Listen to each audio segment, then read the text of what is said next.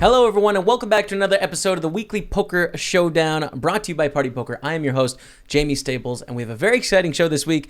I actually just finished up a call with Patrick Leonard. He is our guest this week. We had a really long conversation talking about a ton of different stuff. Patrick, of course, a very successful tournament player, so we talk a little bit about what his journey's been from starting in poker to where he's at now. We talk, poker content. We talk a little bit of the Mike Postel situation. We talk a little bit about Twitch. We talk about Party Poker. So many things, dude. Rob Young's story, craziness. So you definitely want to check out this conversation. But before we get into that, let's talk a little bit about what else has been going on in the poker world this week. So let's kick off the show talking a little bit about some of the online poker results from this past Sunday. And we saw some pretty amazing results. A name that I haven't personally seen playing online poker in quite a while. One that I looked up to a ton when I first got into the game. I always thought he was such a boss, and he is still a boss to this day. That is Olashemian, who actually took down 2 PokerStars majors on Sunday. So he started off playing the $1,000 buy-in Supersonic, and he managed to top that field for $29,000. Ben CB, who is a guy that I learned from in poker all the time, of Raise Your Edge fame, the training site, he ended up getting second place, actually. So a couple bosses of the game going heads up. And then Olashemian as well in the $1,000 warm-up, managed to win that too for $30,000. So won 2 1K tournaments on Sunday. Pretty amazing result. Congratulations to Olashemian. Also, notables on Party Poker. The big game was back this week, so a $5,000 buy-in taking place this Sunday. It had 119 entrants. That, of course, was our Hero of the Week question. We'll get to that at the end of the show. But I just wanted to shout out the winner, Sleeve Patrol, who took that down for $145,000. And to close, the $2,100 Gladiator, which runs on Sunday, we saw player Jazoint take it down for $84,000. So that's a brief wrap-up of the Sunday results. Congratulations, everyone. My day was like break even. I think a little bit down on the day. I had some chances. The new $320 Gladiator, which is 6 max now, slightly different than before when it was 8 max, had a bit of a run but fell a little bit short. Hopefully, I'll make the leaderboards next week. So there's a lot of changes going on in Party Poker, and I wanted to touch on some of these because they're going to be interesting to a lot of you. So much has come out this week, mostly through Rob Young. Crazy Uncle Rob is how I think of him because like every time he tweets, just something is out of control crazy.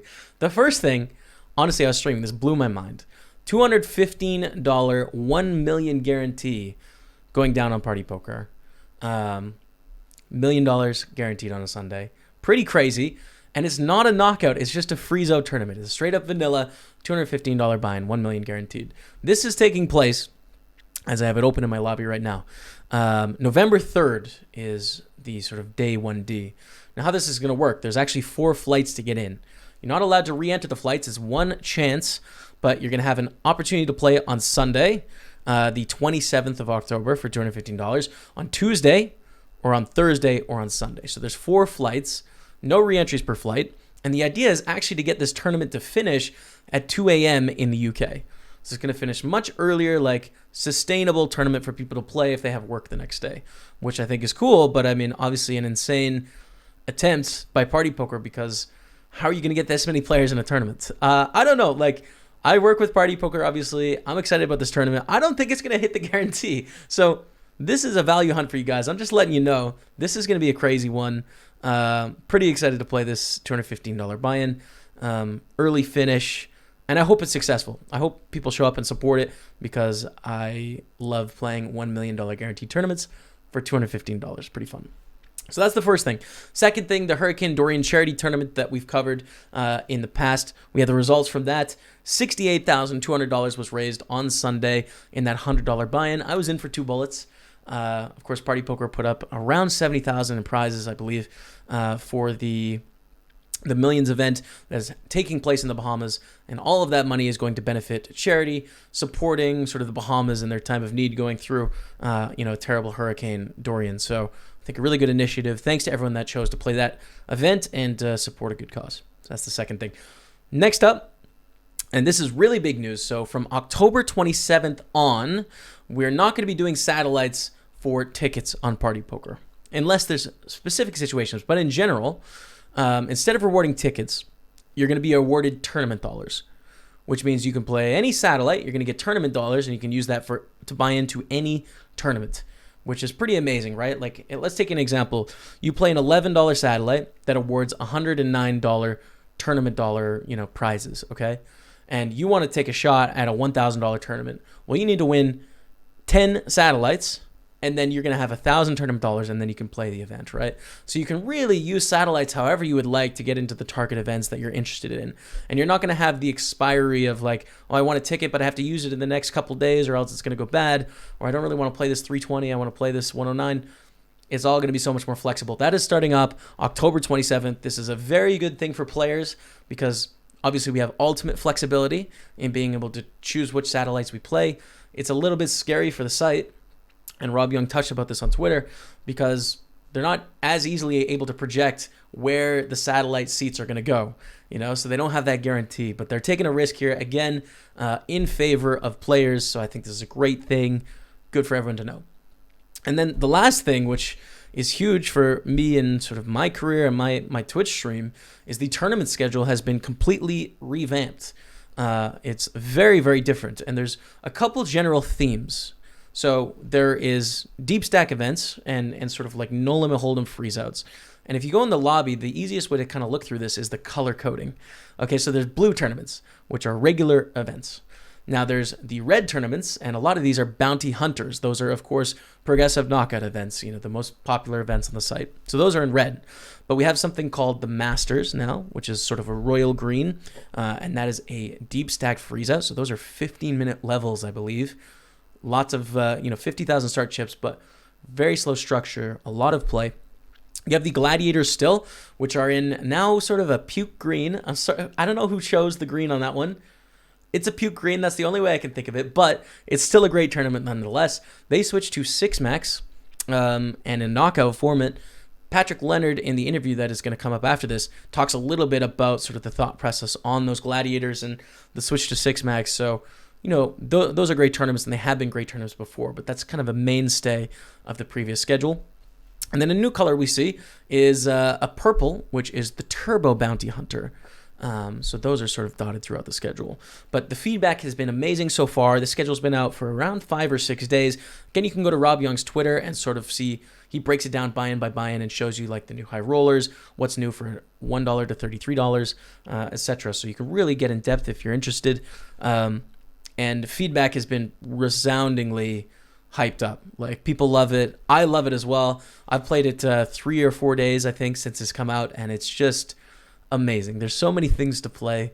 So I think you're going to like it. If you haven't checked out the new schedule, check it out. And if you have feedback, pass that along. You can post it in the comments to wherever this video is being uploaded, whether it's YouTube or Facebook or, clip on Twitter, Instagram, wherever it is.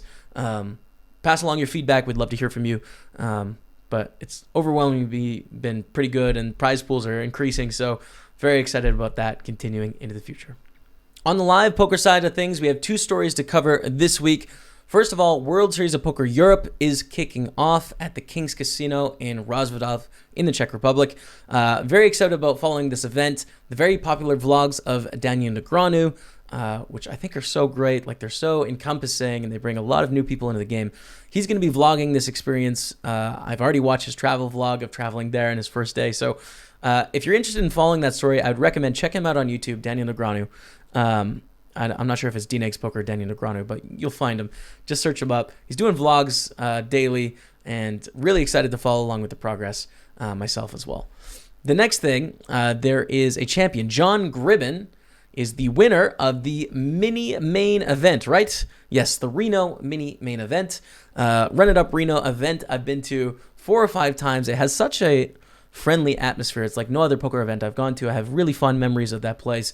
The mini main event has taken place, and there is a champion, which is John Gribben, who took it down for $30,000. So I wanted to pass along congratulations to him, and best of luck everyone at that event. We have Party Poker Team Online member Egyptian at that event, so hopefully you win the main event then. A bunch of the Thirst Lounge is there as well, and old friends as well. So great events, and best of luck in the series. Next up, we have a live poker hand, and this is a pretty exciting one. I haven't seen it yet, but it's got Isildur, Victor Blom, and it's heads up, so it can't be bad. I mean, a legend of the game. So I haven't seen the hand yet. I'm going in readless. Let's check it out. Izzle with King 6. He comes in for a raise. Pavel has Queen 7 suited in the big. Can't see him going anywhere. Okay, King 6, your head's up here. You're going to be playing almost every hand. Pavel in the big blind with a very nice hand. He raises to 35 million. A hand you'd like to play, you know, of course, when there's only 2 people in the pot. Pretty much any suited hand in this situation. Not necessarily one you want to re-raise. Just call because it plays so well post-flop. But it is just queen high at this point. So we see a call from Pavel. Pavel calls. And we go to a flop. Nice door card, and both players have flopped a pair. See, Isildur does a backdoor flush draw as well with his king. Very spicy flop here with the king, queen 9. Isildur with the top pair with the king 6. And then Pavel flopping second pair with the backdoor flush draw and the queen 7. So both players like this pot. Isildur is going to want to bet. He has the top pair in a heads-up situation. It's a very draw-heavy board. You can get value from your opponent having a queen or a 9. You can protect against all those draws where you can charge them money and earn profit from them. So you want to bet if you're Isildur here. And then if we flip it over to Pavel, which we don't know what he's going to do yet, but to me, I mean, you would think he's going to continue in some facet. Pretty decent hand with the queen 7. So let's see how it plays out. He keeps the aggression up as he has done every time he's flopped any hand in the heads-up play. Pavel, of course, has backdoor diamonds. So Isildur bets 45 million into the pot. Okay, Pavel. He will surely call. Now, if he catches a diamond on the turn, he might want to play the hand far more aggressively. Obviously, if a heart comes, Isildur will be in the same spot. Currently winning, and it is the ace of diamonds on the turn. Well, I imagine. All right, so we see a call, a bet and a call from Isildur and Pavel, and we go to an ace of diamonds turns, which is a very crazy turn, right? Pavel with the second pair on the flop, now his third pair, so another overcard to his hand, but he picks up a flush draw, and the nut flush draw at that. So a hand that can be very strong. It could potentially end the tournament if he hits it. So that's really big. Isildur with the king 6, you know, he makes a bet on the flop, but he sees a card he really doesn't like. It's an overcard to his hand. It can complete some 2 pairs as well from his opponent, although some of those hands are going to re-raise pre-flop, so it's not the best card for Isildur. That said, we are heads up here, so I wouldn't be shocked if he decided to go for another bet. I mean, we are talking about one of the very best players in the game, so he is capable of making some thin value bets in spots where maybe I would potentially be a little bit too scared and not be able to read that situation. So let's see what he does.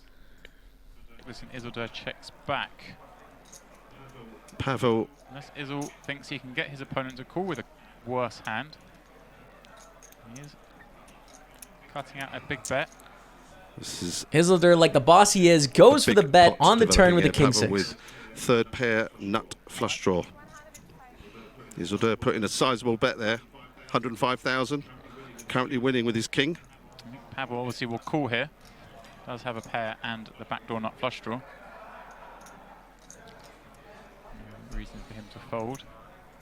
And if you're Pavel here, you really can't fold your hand. You know, you have a pair, which might be good. Isildur can be bluffing here, of course. He has a reputation of being a very aggressive opponent. So you could be good with your pair of queens, but then you also have a draw to the nuts, which could potentially end the tournament. So it's a spot where you need to continue. Hopefully you hit a diamond or a queen or a 7. Raising, I don't think is great. I mean, it's possible. You could try and get Isildur to fold a king that you think might be value betting kind of small on the turn. But at the same time, we have a pretty decent hand here with the queen. So I'd be surprised to see a raise, but he's thinking about it. I haven't seen this yet, so let's see what happens. It wouldn't surprise me if he raised.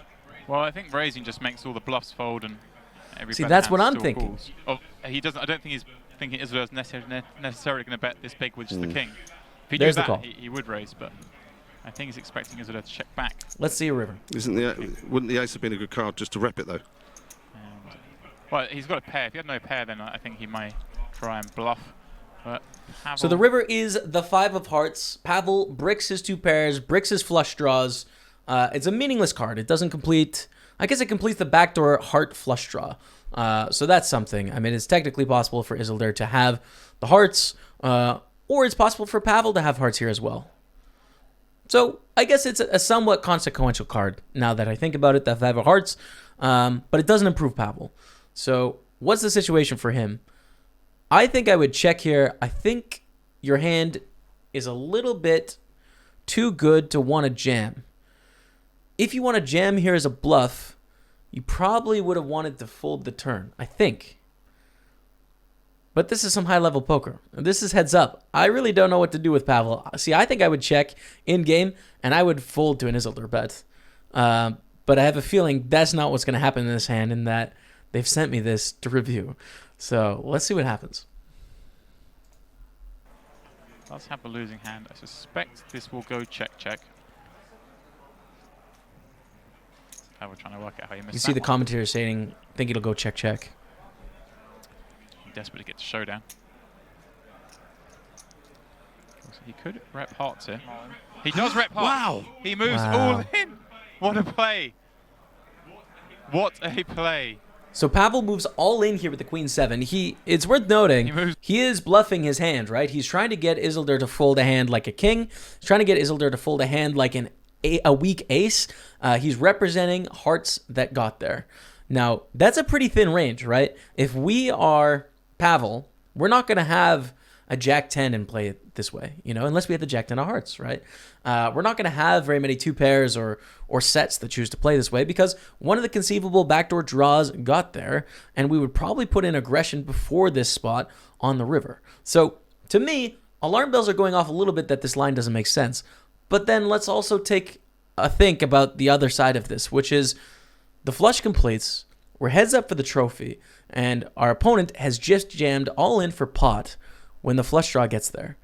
It's a very difficult spot for Isildur. And I mean, the fact that he has King 6, like his hand, is really bad. It's a bad hand.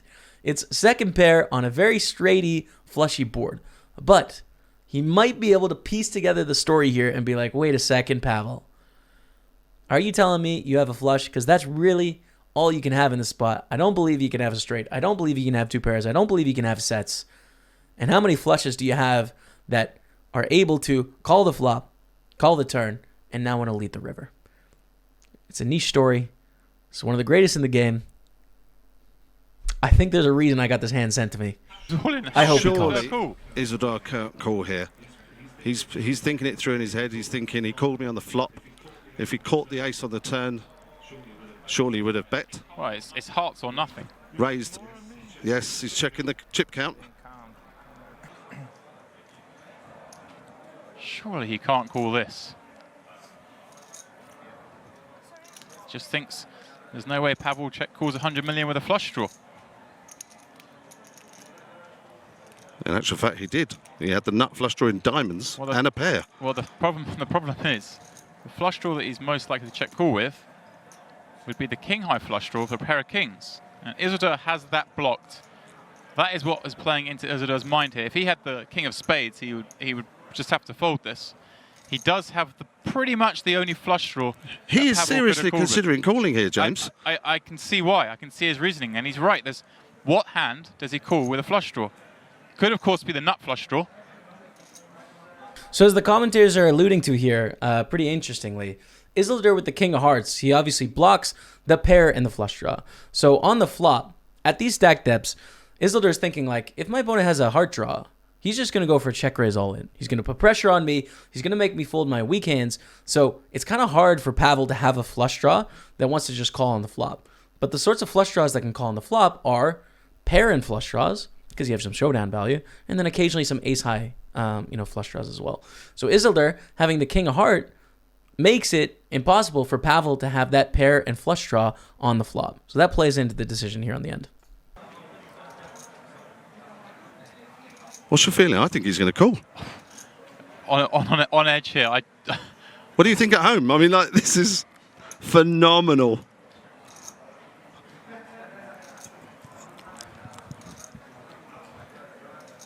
So close. Pavel willing him to fold. This is for the title.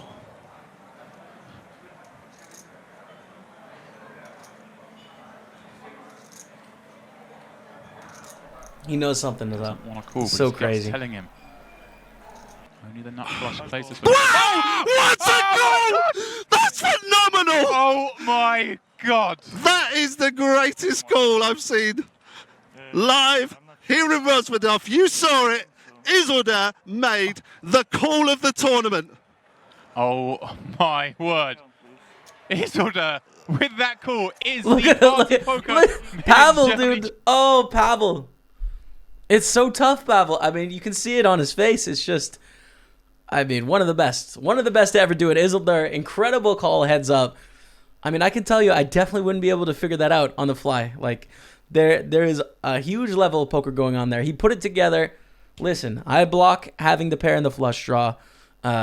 Is my opponent going to get to the river with very many flushes that also want to jam? Something's not right, and he makes a call for the tournament win. Absolutely incredible. Can we get some more Isolde hands, please? Can we get some Isolde hands? Because I love the guy. Incredible hand. Wow. So that's it for some of the poker stories. We're going to hop into the interview now with Patrick Leonard. Patrick Leonard is a guy that, from when I started playing poker 9 or 10 years ago, he was a name that pretty consistently found himself in the circles that were being talked about. You know, like the small stakes grinders like me, when I was starting, looked up to guys like him that were really doing it and hitting new levels. And that's been pretty much consistent through the middle to the later half of my year. He's been a name that's been near the top. He's been prolific as well in terms of his stable. So he has a stable of poker players that play tournaments, and he helps coach and sort of provide financial backing. And so he's a fascinating guy in the poker industry.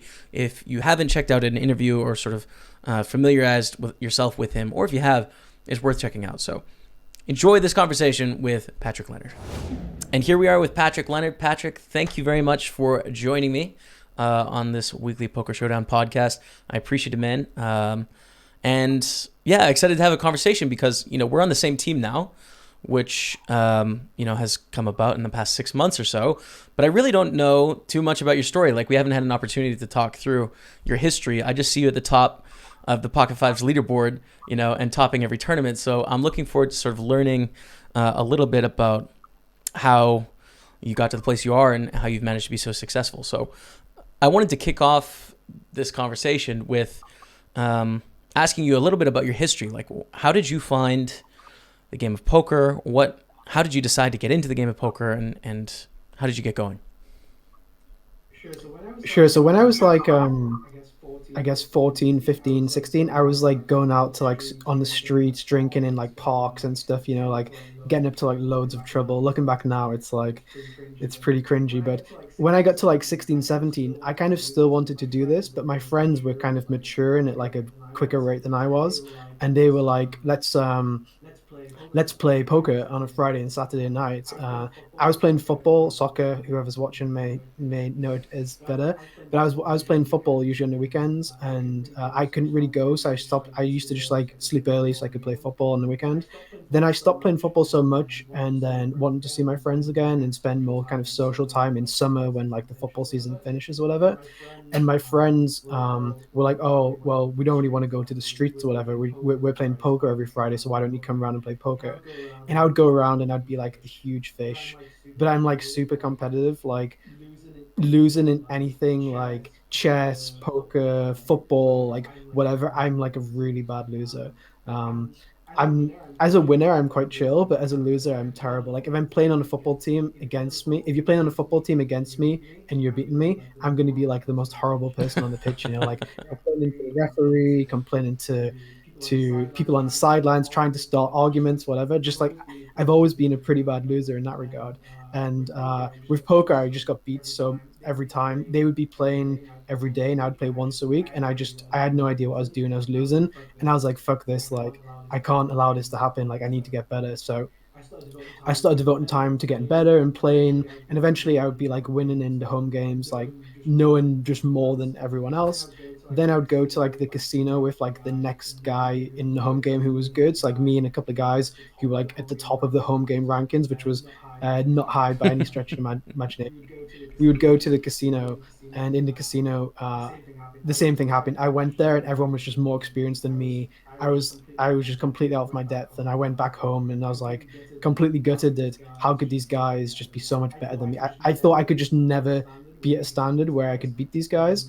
Um, so I started spending time, more time, more time, and then eventually I would be like one of the better players in the casino. Again, it's like pretty low stakes, like £20 tournaments, £30 tournaments, so it wasn't anything big. At this point, my bankroll was probably like $500 Right. maximum, maybe. You know, I'd be spending money, and I was a student. I was like stacking shelves or whatever. And I made a blog on a UK poker forum. It's called Blonde Poker. At the time, it was a really big forum, and the title of the blog was "Best in the Business." Um, and I was like, I'm playing 50 cent heads ups to ingos right now. My goal is to one day be ranked number one in one format of poker. I don't know which it would be, maybe cash games, maybe PLO, maybe fixed limit. At the time it was like 10 years ago, Right. whatever, and everyone was kind of dismissive, whatever. But for the next kind of 5 6 years, every day I'd be working quite hard just to get like one step higher, higher, higher. And eventually, you know, did okay. But I kind of tracked my progress along. At the same time, I was doing journalism at uni, Hmm. so like it was kind of a good thing to do alongside, because I was like blogging every day and learning to write. And like when you blog, it's kind of like a psychological thing. If no one replies to you, you kind of don't want to do more of it. But if people are replying to you, then you'll do it like more and more and Absolutely. Yeah. more. So as it from a journalist point of view, I was kind of understanding the ways people liked to see you write, like seeing some emotion, the just right amount of swear words or foul language, but just not too much to send people off, you know. So I was kind of learning uh, the journalistic side as well by documenting it the whole way, which was quite good. Um, I was, I guess, 18, 19 at the time, and again, had no money, but I knew that I wanted to do journalism and poker kind of combined. So there's a guy called Rob Young who'd made a casino in Nottingham, uh, and he had this. I wrote to the casino. I was like, oh, can I come and like blog your poker tournaments? And they said, sure, come down. So I did it for free. Maybe they paid my trains, Right. whatever. And then all I wanted to do was like speak to this Rob Young guy, because he was like, you know, huge baller at the time. And I was like, wow, I need to like speak to this Yeah. guy. So I was waiting and waiting and waiting, but he was always busy. He's always in meetings. He was He's always still a talking to huge people, baller, by the way. whatever. Let's just set the record straight. He's still up there, Oh you yeah, know? like he's Like, gone you to the may have next level. inflated, Yeah. but to me, he's still up there in the sky. I don't know. Yeah, for sure. So I saw him outside in the car park, and I went to speak to him, and he was busy. He was just like, "Oh, I'm busy or something, sorry." And then I was like, "Fuck this guy." And on this blonde poker forum, Rob was like a little bit active too, and he used to have his streams from his casino. And there was a commentator who, at the time, I thought was like clueless, and I was like 19, 20, had a huge ego at the time. And I was writing on the forum like, "Who the fuck is this commentator? He has no clue what he's talking about. How doesn't he know about blockers? Blah blah blah." Like just stupid, like egotistical stuff. And Rob is. I learned from that day that Rob is like very kind of very close to his friends. Like he'll protect his friends and stick up for his friends, and he'll do a lot to like help the people around him. And you know, he's so busy. He was running all these businesses or whatever, and he came onto the forum like, "Who the fuck are you? I've never seen you at an EPT or something like this." Like he tried to put me back in my place, and then that sent me off, and I was like, "Who the fuck are you, Rob? Blah blah blah. Like you're just a fish or whatever, you know." And then Rob was like, "You're banned from my casino." So I spent the next like few years banned from Dust Till Dawn, or the next couple of years banned from Rob's casino. And then I moved to Spain and Gibraltar and Hungary. I was like kind of living in Europe, playing Right. online, chasing like Nova Elite and stuff. And then I got a call one day from Rob, who'd just done this partnership with Party Poker, and he was like, "Oh, um, I know you've been in Spain." I was working as like an a poker ecologist. I would work with the sites, kind of explaining to them how they should manage their network. So like looking after recreationals, what pros are looking for, like the right balance, like stuff like Zoom and Rush Poker at the time. We were like coming up with ideas similar to that, Right. you know. So like kind of with ways. This was pre Black Friday, so there's loads of room and money and marketing budgets, etc. So we had like a nice team full of like young kind of poker players, and we were doing this a lot. So Rob knew that I had this kind of background, and he also knew that I had a stable, and he knew that I was playing a lot and traveling a lot around the world. So we had just like a conversation about things party poker could do, because at the time party poker were like, they were garbage. Like they had nothing. They had very bad Mm. policies. They were charging for withdrawals. There was just loads of bots. It just had like a very bad image, you know. So it was like, how can we make poker players like trust party poker again, kind of thing. And this was now like 3 years ago or Right. so. And now, obviously, I've spoke to Rob almost every day since then, and we're on a lot better terms than say 2014 or whatever. That's And amazing. I've never heard of someone getting banned from a casino because they're talking shit about a commentator. That's got to be a world first. I think that's exclusive to you, yeah, man. yeah, that was interesting. But along this time, a lot of stuff has happened. Lots of highs, lots of lows. Um, yeah, That's so it's crazy. been a Okay, so you start playing with your friends in the home games. I think it's really interesting that the competition seemed to spur you on in a huge way. It was the same way with me and my brother with Zynga Poker, a Facebook leaderboard amongst our friends. My little brother had more chips than me, and I don't know if I'd be a poker pro if he didn't run good on the Zynga streets because I had to beat him, man. You can't lose to your brother like that. So I think that's really interesting. So what was the progression from, sort of becoming the best player in your casino to trying to become one of the best players at each game?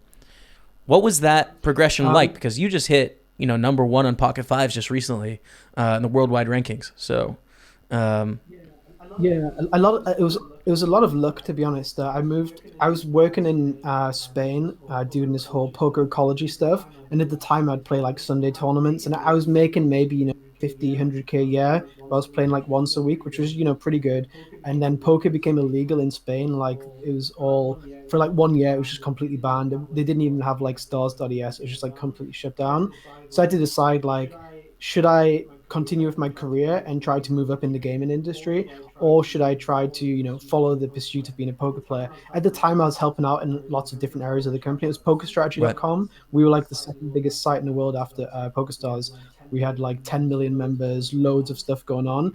But because I think usually in the poker industry, like 95% of people who work in there, they don't really understand poker. mm, So when you go into these companies, usually there'll be like maybe five guys who really understand poker. Usually they're like ex pros who like aren't good enough to be professionals anymore, but still like really understand the industry and have a lot of history in it. They kind of get like almost leached onto by every department. So like the VIP team ask them, can they help them on this? The education team ask, can we help you on that? All that kind of stuff. So I was seeing all these different parts of the business, but the main business I saw was the VIP team. So the VIP team was run by my like really close friends. And all of these VIPs had like the most terrible mindsets. They're always complaining. They used to lose their money gambling on slots, whatever else. And I was like, surely I can do it as good as these guys. Like I can put the time in. I love it as just as much as they do, and I have a decent mental game, which I realized at the time was like very critical. So I was just like, fuck it, let's leave Spain and just try to go and be a supernova elite. Because for me at the time, there was VIPs and those professionals, but the supernova elites, they were like the true bosses. right, Like these were the guys who could do it every single day, day in and day mm, out. And if I could get to that level, then I would see it like I've made it kind of thing. So I moved to Budapest, and I guess I moved in like September or something, and I started grinding cash games. I knew I couldn't get Supernova Elite, so I was just like preparing for the next year. I have no idea what year it was, maybe 2013 or 14, and I was like, okay, next year is going to be the big year. It's Supernova Elite. I need to learn how to 8 table zoom. I need to learn how to keep my mindset in check. I need to learn how to study all this kind of stuff. So I spent 6 months like heavily getting ready for the next year. And then the next year started, and every day I would grind like 6 hours of 8 tables of Zoom, very consistent, just hit my target of points, stop my session, and then move on kind of thing to the right, next day. I was treating it just like a job, like a 9 to 5 job. And then I went to Rob Young's casino in England. They had like a UK tournament, like championship or something. And I think I came like 12 or something, maybe 15, like relatively deep, but like it wasn't big money. It was like maybe £2,000 or mm, something. And I was really tilted, like, oh wow, I've given up like 5 days of Supernova Elite. How can I be so stupid? I shouldn't chase these fucking MTTs. It's crazy. Like they're just such a stupid format of right. poker. I woke up the next day, and my roommate in the hotel, he was grinding tournaments, and he was like, let's order some Dominoes, not even shower, and let's just start grinding. And I was like, that sounds like a terrible idea. And then like 5 minutes, I was like with my bathrobe on, like grinding these tournaments. Uh, that day, I was terrible at tournaments. Like I didn't really know. I was a cash game player, and I ended up winning 3 tournaments. And at the time, the Sunday warm up paid out like 100K Yeah, for first. I won that. I won like two of the majors, like I don't know, the Big 55 and like something on .es for like I don't know for like 160K. And I was like, still these tournaments are a joke. Like I'm definitely not going to play these anymore. So I went back to Budapest, and then the next week I played another Sunday series session because I was kind of like I had kind of had the flashbacks of the week Right. before, and I think I won. I think I won another two tournaments. I was getting so lucky at the time. Like I should have just been playing the cash games. So I win like another 60K, which is like completely undeserved. And then I'm like, okay, still I'm not going to play these Wait tournaments a no second. matter what. Wait one moment, man. How did you go from winning 160 one weekend, 3 tournaments? You win 2 more tournaments, and the next week you're still like, no, no, no, I'm still not going to do this. What is going through your I head, just dude? That's insane. because in my mind I saw in this VIP team that all of these guys were like the degenerates were the MTT guys who I didn't want to be, and the cash game guys were the smart guys, and that's who I wanted to Right. be. So like in my mind, I'd prepared 6 months for this as well. Like I'd moved to a new country and I'd prepared every day to get into this zone to get to Supernova Elite. So it's like I can't give this up now. But then the week after was the Sunday Million anniversary. It gets like 100,000 Yeah, players yeah. or something, and I got eighth or ninth for like another 100K. And I was like, still saying, I'm not going to play these tournaments. But then I was just getting luckier and luckier and luckier. Like, at the time, if you were good at cash games, it was quite easy to win at tournaments because the standard of tournaments, it was pretty soft. There wasn't courses out there. I don't even think Run It Once was out at this Yeah. point. So it was like, you were feeling like it was a little bit like taking candy from a baby, like in a way where I was still probably playing terrible, like fundamentally in short stack, I was probably doing awful Mm. stuff, gambling too much or too little. At the time, it felt like you couldn't lose in these tournaments. Um, then my friend was like, "Oh yeah, you're just getting lucky or something," and he'd been running bad, and he was saying you're just getting lucky. But I was convinced that I'd like crack these Right. tournaments, and I was like, nah, like these guys in the top 10 on Pocket Fives, like they're not that good. And he was like, they're way better than you, and they were way better than me at the time. My ego was telling me that I was way better than them. So I was like, okay, give me 6 months. We make a prop bet. I'll be number one on Pocket Fives in these 6 months. And he was like, okay, sure, booked. So we make like a small bet. It wasn't big money. It was just like pride and ego and like my opinion against his opinion. I wanted to be correct. I wanted him to be wrong. And then I just completely give up Supernova Elite, grinded tournaments every day. And then within like, I don't know, 2, 3, 4 months, I was number one on Pocket Fives. And then I haven't played cash games since that date, basically. That's So yeah, that that's was amazing, man. how how I got into tournaments. But it's all luck. Like obviously I was probably playing decently or Mm. whatever, but it was all luck. Like I could have just bricked the first Sunday, never played again, bricked the second Sunday, never played again, bricked the third Sunday, never played Yeah. again. I just didn't have a downswing throughout the first 4 months. And if I understood MTT variants, I wouldn't have played tournaments for sure. So it was just like so lucky. And that is poker. Like there's so much luck in poker. It's not like winning one hand or something else. It's about just there's so much small things of luck, that just accumulate Absolutely, yeah. together. I think an alternative sort of take on that is, if it wasn't this, I think it would be something else for you, though. To be honest, like this went well, but if this didn't go well, there would have been something else that would have worked out. I think, it seems to be right place, right time with a lot of things, but it's funny when I tend to interview people that are really successful. I think they always find something that works for them. So I think those just exist. I think if you wouldn't have done it in tournaments, maybe you would have become, number one cash game player online or something like that. Who knows? Well, my biggest skill always in poker has always been networking. So like I've always been able to reach out to the people who are better than me and get them to teach me or to speak poker with me every Mhm. day. So like when I was working in poker strategy, not even playing cash games, I made a group on Skype which was like six max crushers group, and it was like five guys who were all playing like 5, 10, 10, 20, which was like high stakes at the time, and they were all like really good. And I'd made the group and I was getting like free content every day. Then I would find like a couple of guys to become really close to who were better than me. Then when it came to tournaments, after I'd been doing well, I realized that the best two players in the world were European and Elmerix. And I just reached out to them like, hey guys, like, do you want to start a stable, like a poker stable, Mhm. And they were like, yeah, sure, like whatever. They were young and they had probably too much money, I guess they had. And they were like, sure, let's do it. And at the time, like they were playing against me. They must have realized I was like playing terribly compared to them. I actually remember very clearly. We started talking because I'd played a hand against European on .fr. I'd like called an all in with a hand which I should have done like ace 10 suited or something, and he was like, he messaged me the next day or something. He was like, dude, like you can't call these spots. You're losing too much money if you call like ace 10 or whatever. And I was like, oh yeah, I had a read on you or something. But I didn't have a read. I just had like huge pride. I didn't want him to realize I'd done something terrible, Right. you know? I really didn't want him to think I was bad or whatever. So I just made up a lie saying, oh yeah, I had a read that you did this or you did that this time. And he was like, oh, okay, yeah, that makes sense. And then we started talking more and more and more. And then we realized he had a very similar approach to me, very exploitative approach. We were doing a few different things. Like we used to call a lot of free bets. People used to think we were fishy because people would free bet really small. So we'd open to like two big blinds and they would make it like 4.2 and we would call like king queen Yeah. offsuit. And people like, wow, how can you call king queen? You know, we were like, we'd be calling like king eight, you know, like we'd call anything. Is this like price. 2014 style, like where people are 4-bet, 5-bet clicking? It was all about free bet, Oh, 5 bet. dude, this is the best. It's the best genre of poker we've ever been through. It's amazing. Yeah. So we said basically like we think we know a formula to win. So let's start a stable. Let's start like with 2 or 3 guys and let's see if we give them a few coaching sessions and see how they do. So we started with a couple of guys and they ran really well. And again, it's luck. Like if these 2 guys had just ran poorly, we would have just sacked it off straight away. Fuck our lives. We've lost 30K in makeup, whatever. Like there's no way we can do this. Let's just concentrate on playing. But they ran well, I guess, or whatever.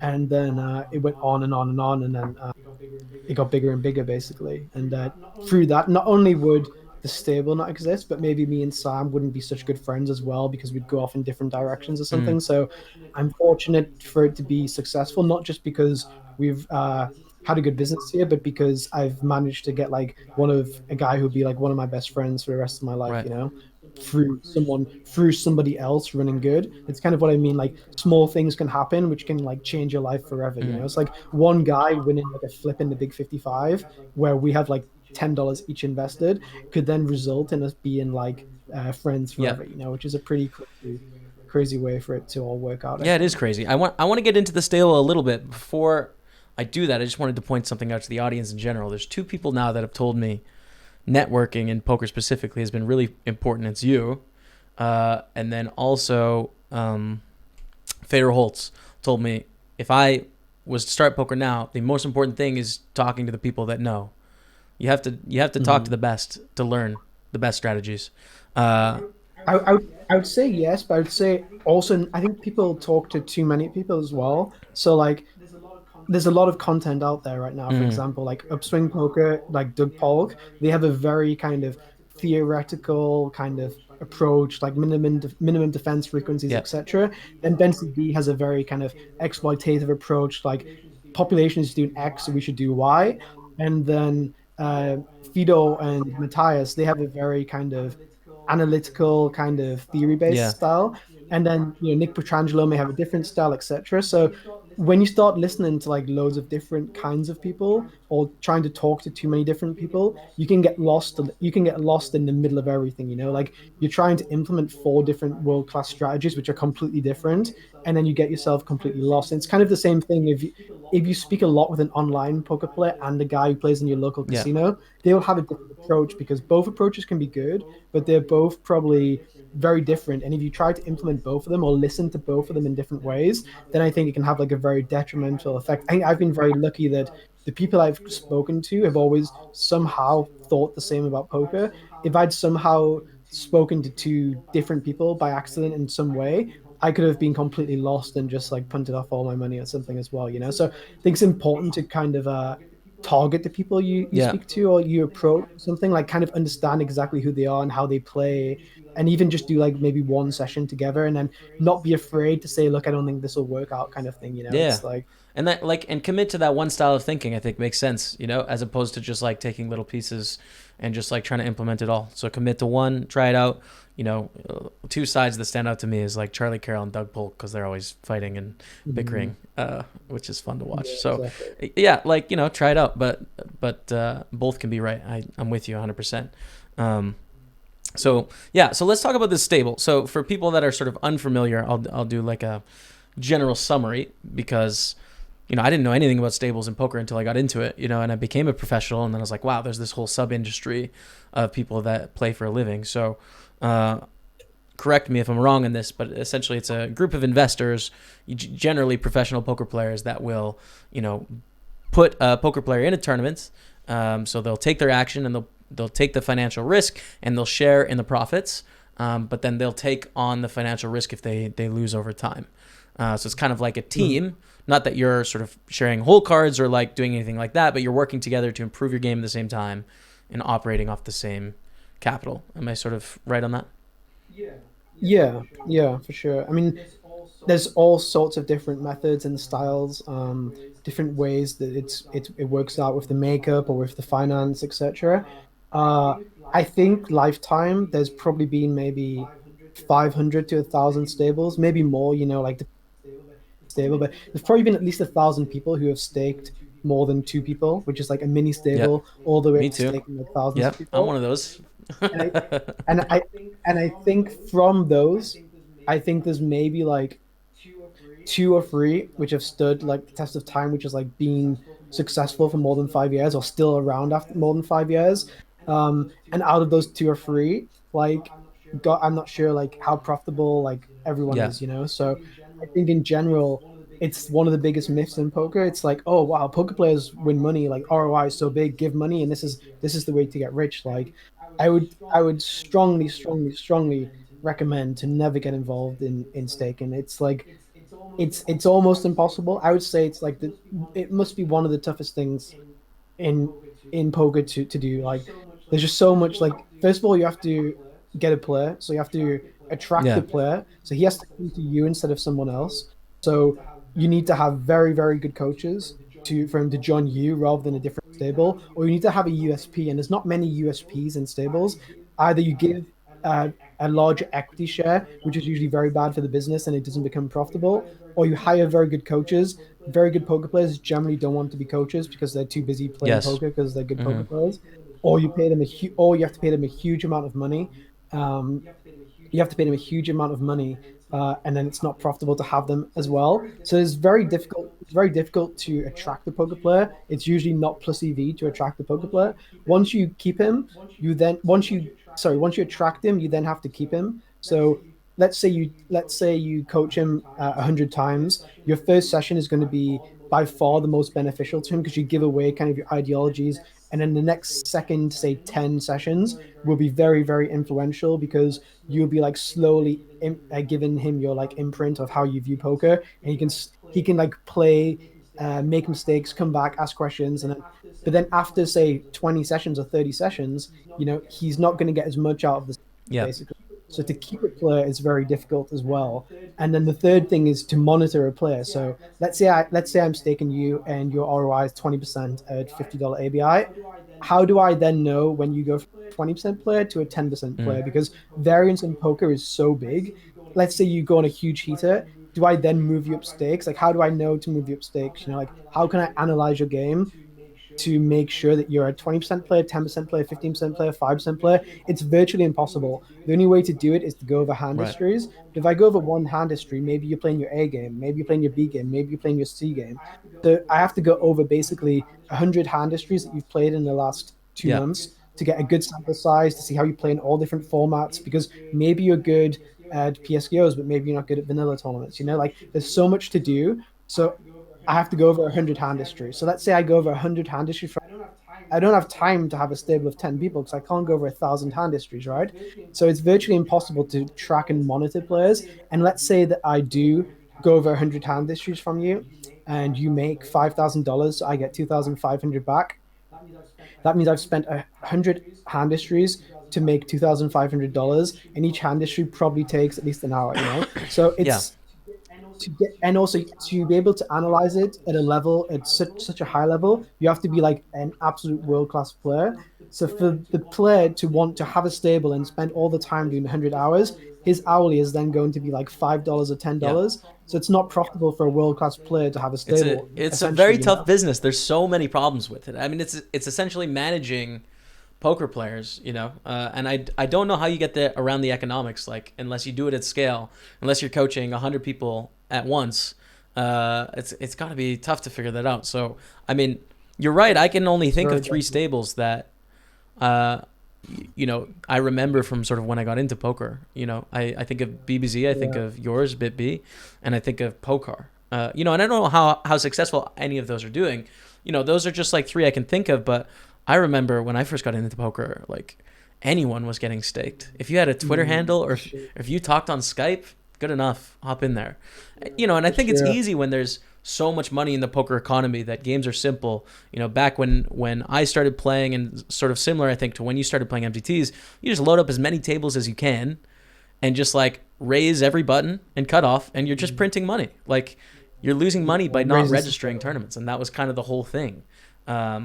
It's a different game now in a 2019 poker world where we're actually having to be good to earn money at poker. So absolutely. So like what? Absolutely. I mean, out of the three big stables, like I would be the first to admit, like, struggle. Like, we probably make like 10 to 20% of what we used to make, or like 20 to 30%. Like, the profit we make compared to 1 year ago to 5 years ago, it's like, it's minuscule. It's like barely worth doing it. A lot of the reason why I do it is because of the community and because of what I can get out of it too.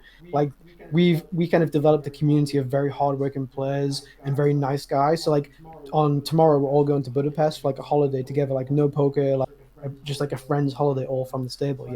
So like, I do a lot of it not necessarily for the finance point of view, but just out of what I can get out of it as well, from like a personal point of view, or maybe they can help me get better in certain ways or question my thoughts or whatever. Right. So like, we definitely struggle financially compared to how we used to be. It's definitely not like a printing machine or anything like that. If you look at BBZ, I think now he does like he's twitching and like selling coaching, rather than like, let's say I started like selling coaching, like my guys would be like, okay, well, we're just going to leave, play for ourselves, and then like watch your coaching for $100 or $500, right? Because they give away, they should make like 50 to 100K or whatever, so they can just like buy the coaching and keep all that EV kind of thing, Mm-hmm. So like, doing more of the coaching thing. And poker, not too sure. Like, I don't really see too much what they're doing. I think they have like a lot of like low stakes Brazilian horses, and they have a few good guys who maybe play a little bit higher, but I don't think any of the stables are doing particularly well. And like BitB for sure, and the other two, I would imagine, like, aren't doing as well as they were doing 2, 3, 4, 5 years ago. And if the trend keeps going, I would imagine there's going to be no stables in like a few years for sure. Right.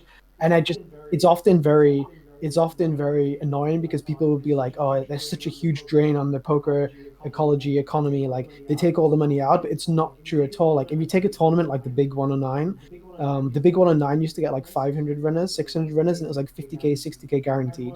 Everyone from Poker would play, everyone from BitB would play, everyone from BBZ would play.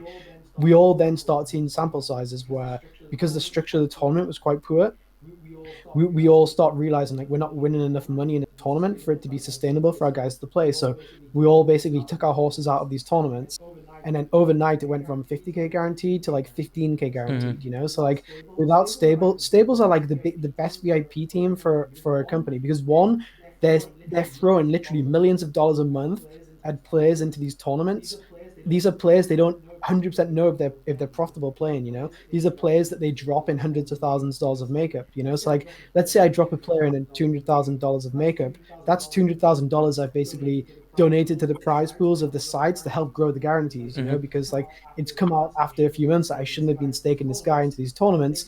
That was basically staking a losing player, which that's like the best VIP acquisition tool from any site. Like, stables are so important for PokerSide's success, I think. And people always think I'm very biased about this because I own a stable, obviously, and because I'm connected to Party. But without stables, I think, like, even the Big 55, for example, it gets like 300 runners now. Like, I imagine half the players who played are staked. Let's just say that the stables didn't exist anymore. People would maybe play $22 tournaments for themselves instead of being staked to play $55 tournaments. Like, without, it's very difficult. Like the Sunday warm-up, all of these kind of tournaments on all the sites, Party Poker as well. Like, without the stables, I think MTTs would be basically dead. So I have a different take on this. I don't think you're biased, and I don't think you're lying. I 100% believe what you're saying. I don't necessarily think it is a good thing, but I agree with you in that it helps with liquidity. I think all of these bigger tournaments would suffer big time, if stables weren't playing them. The 55s and the 109s. But I do see the other side as well of like, these tournaments get tougher because there's close to break even or slightly winning players, So I think that makes a tournament like, the 320 Gladiator, or so the old 55 Gladiator. I think that makes it more difficult because staking exists, and these players would be playing on their own in $11 and $22, but because they're backed, they have the financial backing to play higher stakes. So I think it benefits sites in the short term, I think, greatly, because it increases rake and it increases those prize pools and the guarantees and the headlines. But in the long term, I feel as if the economy may balance without sort of this financial backing. Well, if you take an amateur player, amateurs generally want to play high guarantees. Like people are attracted by higher guarantees, right? So if you have, let's say 100 players who are break even in a tournament like, a $55 tournament with a 400 player guarantee, if you add another 100 players to this and make it a 500 player guarantee, these players are going to be break even, or like if you add in these break even players, so that you get a lot of amateurs who play because of the break even players, because the break even players are driving the prize pool up so that people can play a high guarantee tournament. Like a lot of amateurs, like I know Ryan Reese wrote to me on Skype one time. He's like, I only play $1 million guarantee tournament. I think he said. So like he wants to play a Sunday Million, So like once there's a Sunday Million around, he will play. And obviously he's a winning player, but there'll be a lot of players who are attracted by these. Like let's take this Sunday Million, or the Party Million, which is gonna come up on Party in a few weeks. Like you need a lot of break-even players to play that tournament to get to the $1 million guarantee. Then once you get to the $1 million guarantee, you then attract hundreds or potentially thousands of people who are attracted by this huge guarantee of $1 million. It's like a marketing thing to go around. Also, in it, let's take a tournament like a $55 or like a 320 Gladiator is a perfect one for it. There's a lot of people who are staked for this tournament who are minus EV in the tournament, who would never play the tournament on their own money, and their backers they don't know how to rate their skill, or they don't know how to, like, there's a perfect example. There's a player who was playing for a different stable, and he was playing very high stakes. He was playing for a rival stable, and I was playing against him every day, and he was really bad. And he was a huge loser, and people would play the tournament when he played it, because he would play and he'd be like, okay, let's table select, let's sit on his left, he's very bad, he's very spewy, whatever else. And he was losing he must have been losing like 20-30%. Like he was playing very bad. And I thought at one point it was just getting too much. So I wrote to his backer, who's a rival, who him losing money is good for me, essentially. And I was like, look, this guy you're staking into these tournaments, he's a loser for sure. Like, just go over a few of his hand issues and you'll see he's punting it off. He doesn't care about the money. He's blasting. He should play like way lower. And he went over the hand issues and wrote me back a few weeks later. He's like, yeah, he's like dropping down to like $55 tournaments, sort of, So like, there's a lot of players who are playing these tournaments who are staked, who are losing. Like I personally have staked hundreds, if not thousands, of players who have been losers in tournaments that they've played. Like maybe they're plus EV in 50% of the tournaments, but maybe 50% they're not plus EV in. Like I think almost every single player that I've played, that I've staked, that I still stake, at one point I've moved them down in stakes. Maybe they've came back up later, but almost every single person has moved down at stakes at some point, meaning that they've been minus EV in some tournaments that they shouldn't have been in, So that's like over like 1,000 players. Like once you start seeing them playing like 6,000 games a year, you start getting like hundreds of thousands of games between these stables of minus EV players in fields or break-even players in fields, which drives the guarantees up, which then attracts recreational players to play on X site instead of Y site. Yeah, I understand that argument, and I hear it. I just, like, I have a bit of context in that, I've worked with stars and now I'm with Party Poker, obviously, and like a lot of the data that's come out really makes a lot of sense to me, which is like beginning players, first time depositors, newer players, the rate at which they're losing their deposit is so much faster. And I think that is, to me, the biggest argument sort of against this model of that. If it's going to be 10% lower ROI in these tournaments because there's a bunch more break-even players, which, of course, winning against a recreational player, if they lose 10% faster, that makes a big difference over the long course of a site. So that's kind of like my concern with it, but you have a lot more data at your disposal. So I feel like we could go round and round in circles all day, and it's really tough to say, but that's at least an alternative take on the situation. So. Yeah, for sure. Yeah, I don't want to like compare XMTT and YMTT because it gets very dangerous when it goes like that. But there's a lot of comparable tournaments based on guarantees, which are a lot softer on party poker than rival sites, simply because the guarantee is bigger. Like it almost every single buying level above like $5. Yeah. Because also when you track one recreational, you also more recreationals too, right? It's not like there's just one recreational and loads of break-even players.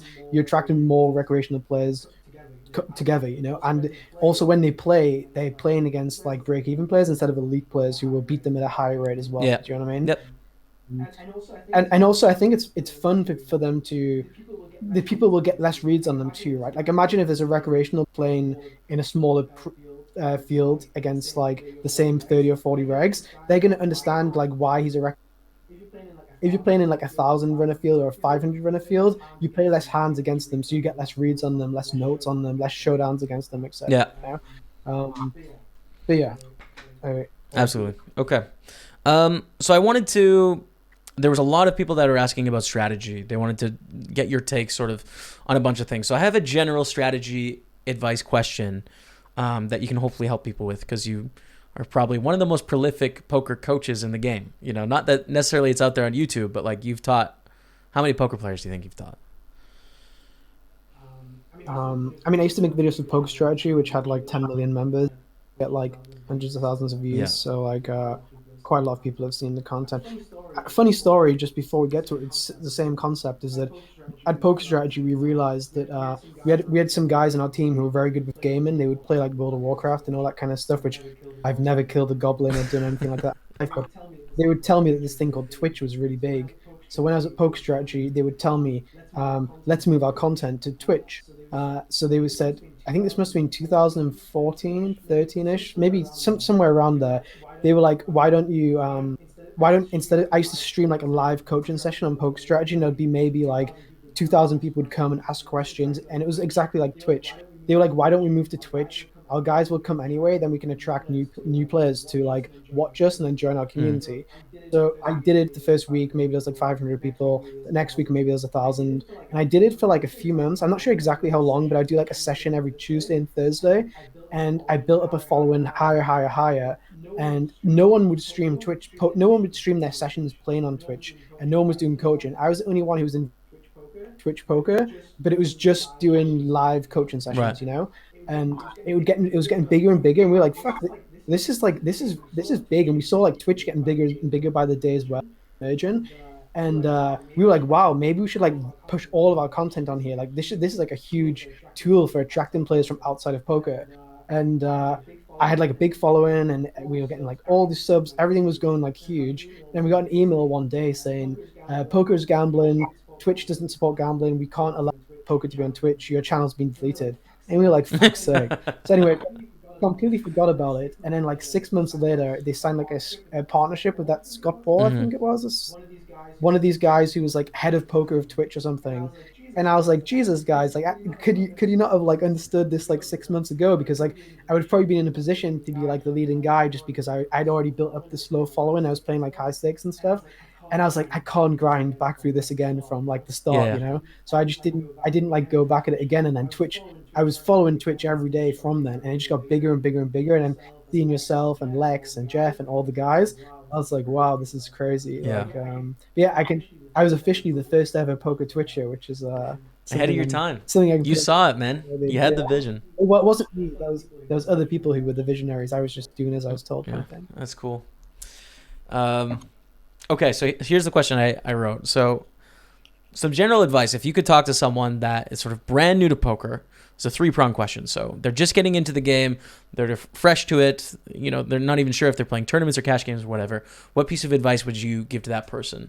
And then second, let's say you're sort of a serious, recreational player and you want to make the transition to being a professional. What is required at that stage in sort of your progression in poker?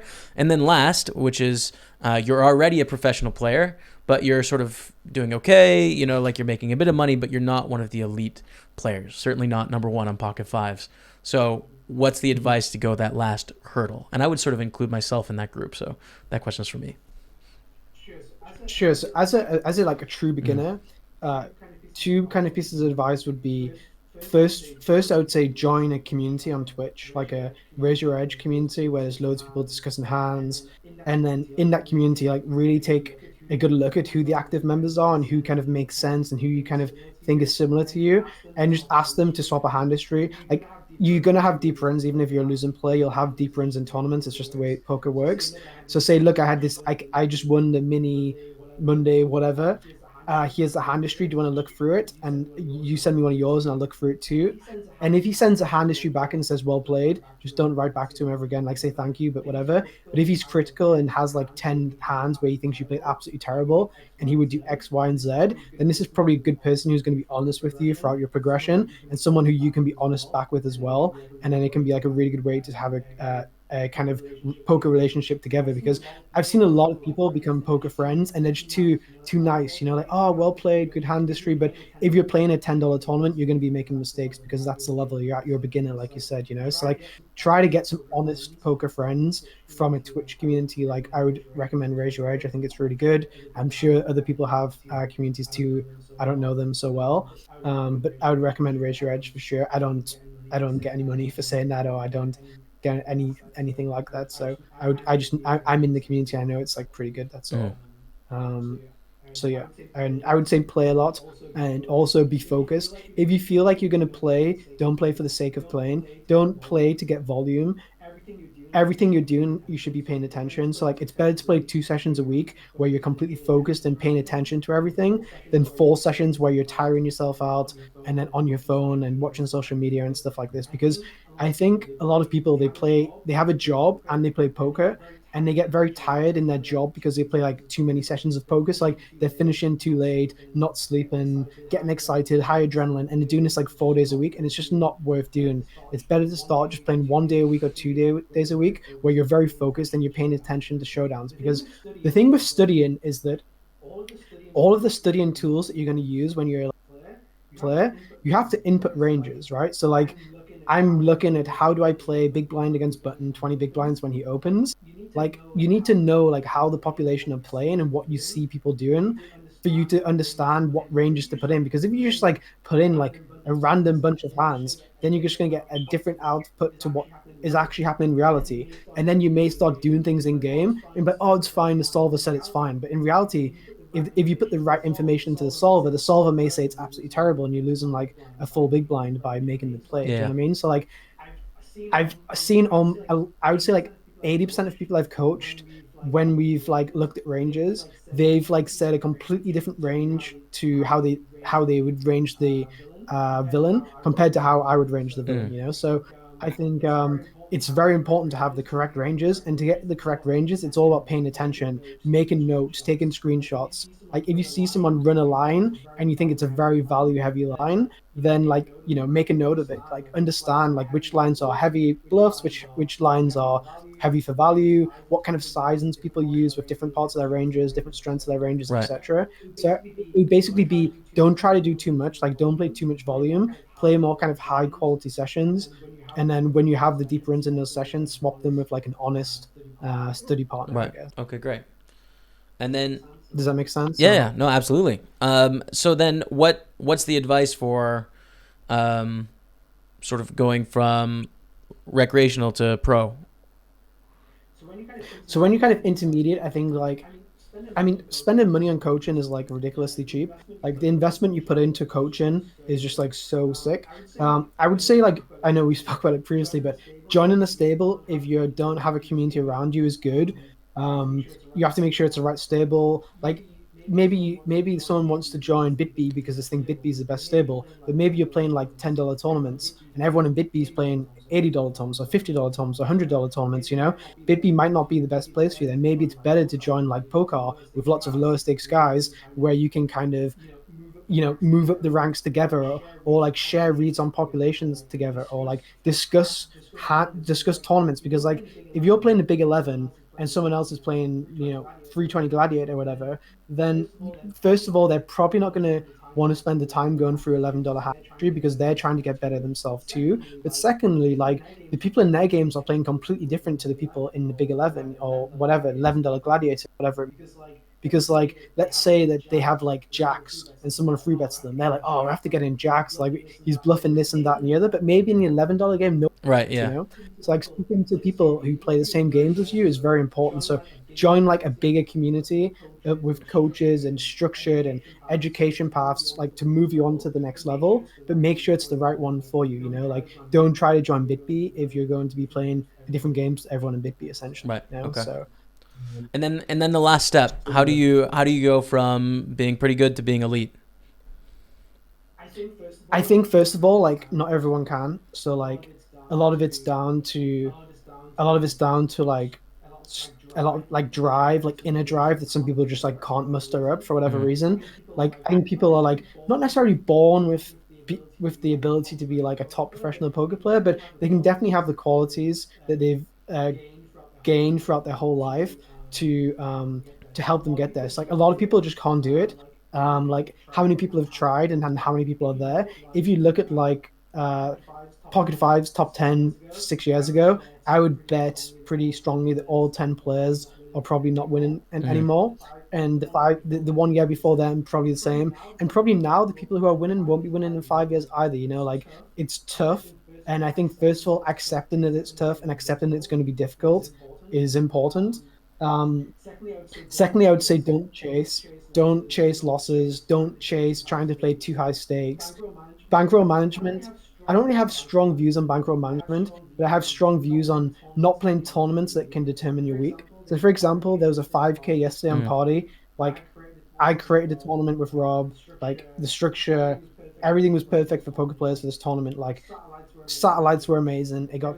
There was a 2K on a rival site which got 60 players yesterday. The 5K got 120 players, so twice as many runners in the same format for twice the buy-in. So amazing tournament.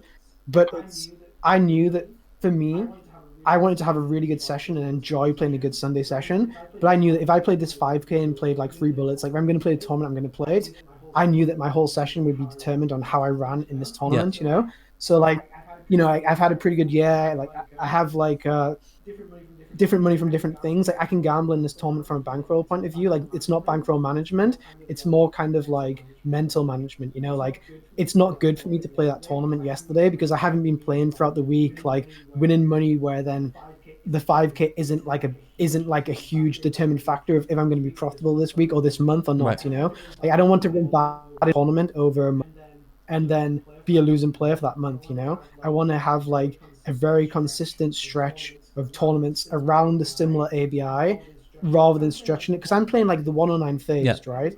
Like I'm going to play this tournament because it's an amazing tournament. Like really Great good structure. guarantee, really good I love it. Yeah. structure, really good satellites. People coming in from like $1 feeders all the way up. Like this is like a must play tournament for me, you know, like at 215 like masters, this is a must play tournament for me. Like I know this field perfectly. Like this is like what I've played for the last 7 years, you know, like $530 buy-ins. Like that's like my bread and butter. Like this is why I know I'm very a 5K tournament. I believe that like I'm profitable in the tournament. I know that I'm like my bankroll point of view, it's good to play it. But I think from like a mental point of view and from like kind of a I'm not sure the name for it, but like from like a managing my like schedule, it's not smart for me to play that Right. tournament, you know? So like I would love to have played it. It would be really fun to play it. I think I'd make money playing it. I think I can afford to play it. But for my poker career, it's not good for me to play, you know? And I think that's a sacrifice which I make a lot. I don't play tournament like when there's 10Ks and 25Ks on in series. I would have studied before series. I study every day for like 2 months. Like I'm at tip top of my game. I feel like I've done as much work as anybody from bankroll point of view. I can afford to play them, but I don't play the tournaments during the series because I really love playing 1K tournaments during the series. I love playing 530s every day. I love playing 215s.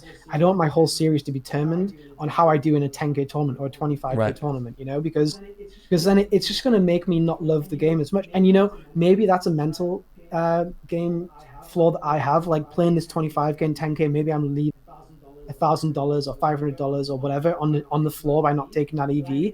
But I think long term I'll play higher volume for more years because I won't chase basically. Like I'll never chase something like that. I think a lot of people have either gone broke or more importantly, they have the money but not the motivation to play anymore, which is one of the most common things which happen.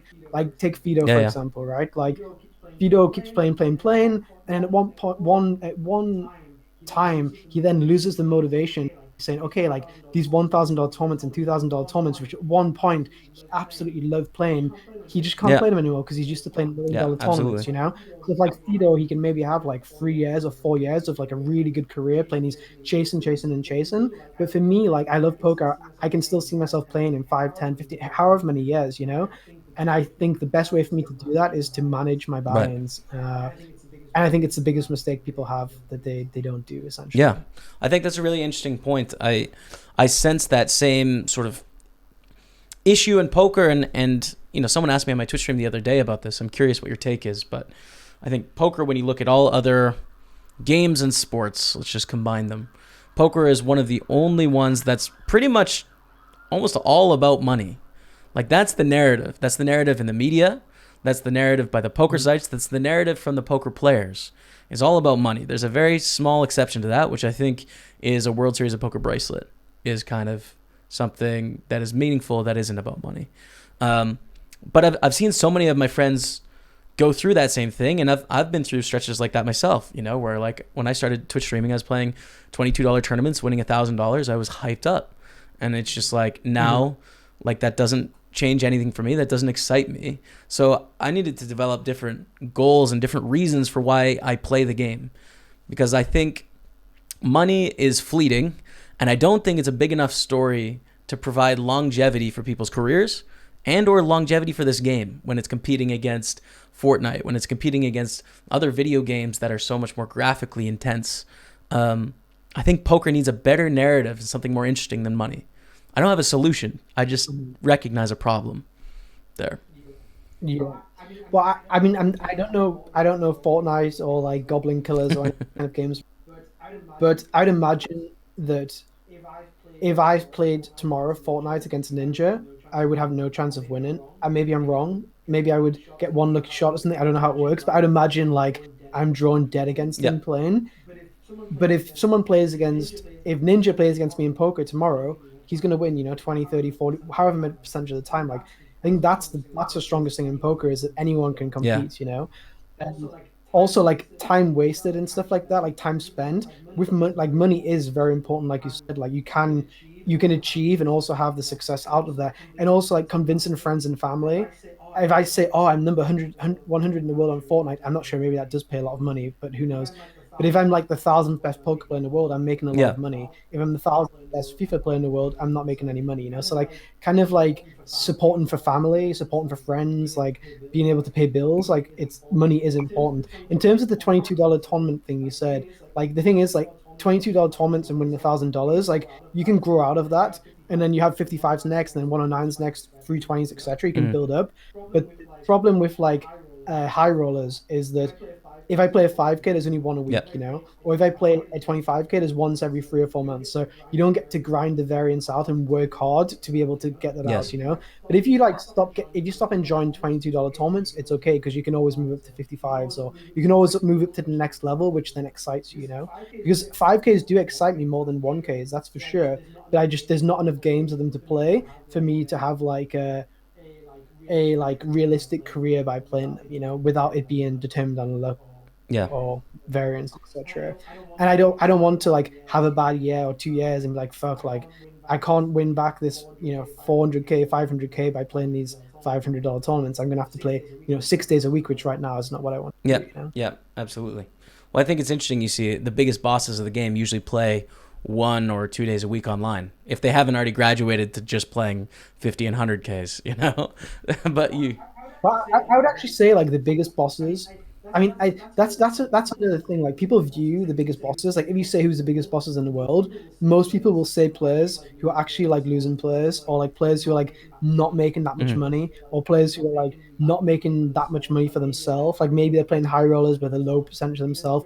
Like there's very few like bosses of the game who are making like lots of money and playing a lot. I think like the true bosses of the game are people like Lena and C. Right. Rollin Yeah. and these Grinders guys. that are day They've in, been day playing out. like they've been playing high stakes for 4 or 5 years. They show up, they start almost every game, they're in from the start. They play long sessions, they play every single day during the series. They don't take a single day off during the series. They know every regular, they know every tendency. Anyone shows up new, they send them back down to the stake below. They're very, very tough to play. they don't play theoretical, like they don't study Peel Solver and all this stuff. I don't think they play their own brand of poker. They're very confident in their own brand of poker. You know, I think they win because they understand people, and I think moving forward they will continue to understand Yep. people. And I think these are the guys who are like the true bosses, or the cash game guys who play every day, like Yeah. Linus and these guys who also play a lot. I think volume is actually very important because, again, how can you be good at poker and know what to put into there's guys who play 1 day a week and they study 6 days a week. I just don't understand how they're doing it, because how do they know what to put into the solver if they only play 1 day a week? You know, like for me, it's quite good because I spend a lot of time coaching and going over hand histories, so I get to see what people are doing, and then I can kind of interpret that information and put it into the solver and study with it. But if someone plays 1 day a week, especially on a Sunday where you have so many tables and it's hard to like pick up all the information, I think a lot of it's just bullshit. Like I don't think they're actually doing it. I think a lot of people say, "Oh, I'm studying a lot," and they're not actually studying. They're just like playing FIFA or like Fortnite or whatever. I would always be very, very suspicious of someone who says, "Oh, I'm not playing so much, I'm studying." Yep. You know, like through what I've seen in my last 10 years, I think it's 80% of the time bullshit. Right. You know, and a lot of the guys who are chasing the kind of live success and story and all that kind of stuff, very, very difficult to study effectively out of a hotel room when you're not playing high volume, and to understand all the information, and then to, because let's say you pick up, there's like a let's think of a strategy thing. So not going too deeply, but like, for example, something that people don't do, which is theoretical, is let's say I open from middle position and you free bet me from the button for, let's say, 80 big blinds deep, and I call. Generally your range is going to have all ace king offsuit, ace queen offsuit that you're like maybe free bet, like kind of merge with. You're also going to have some like ace jack, ace 10 offsuit, a lot of basically combinations of like offsuit high card hands. Whereas my range is more kind of like pocket pair heavy. Like you're not going to have like pocket fours, fives, sixes, sevens, eights, nines. You're not going to have as much like 7-8 suited. You're not going to have as much like queen jack suited, that kind of stuff, right? You're going to have mostly like offsuit high card hands.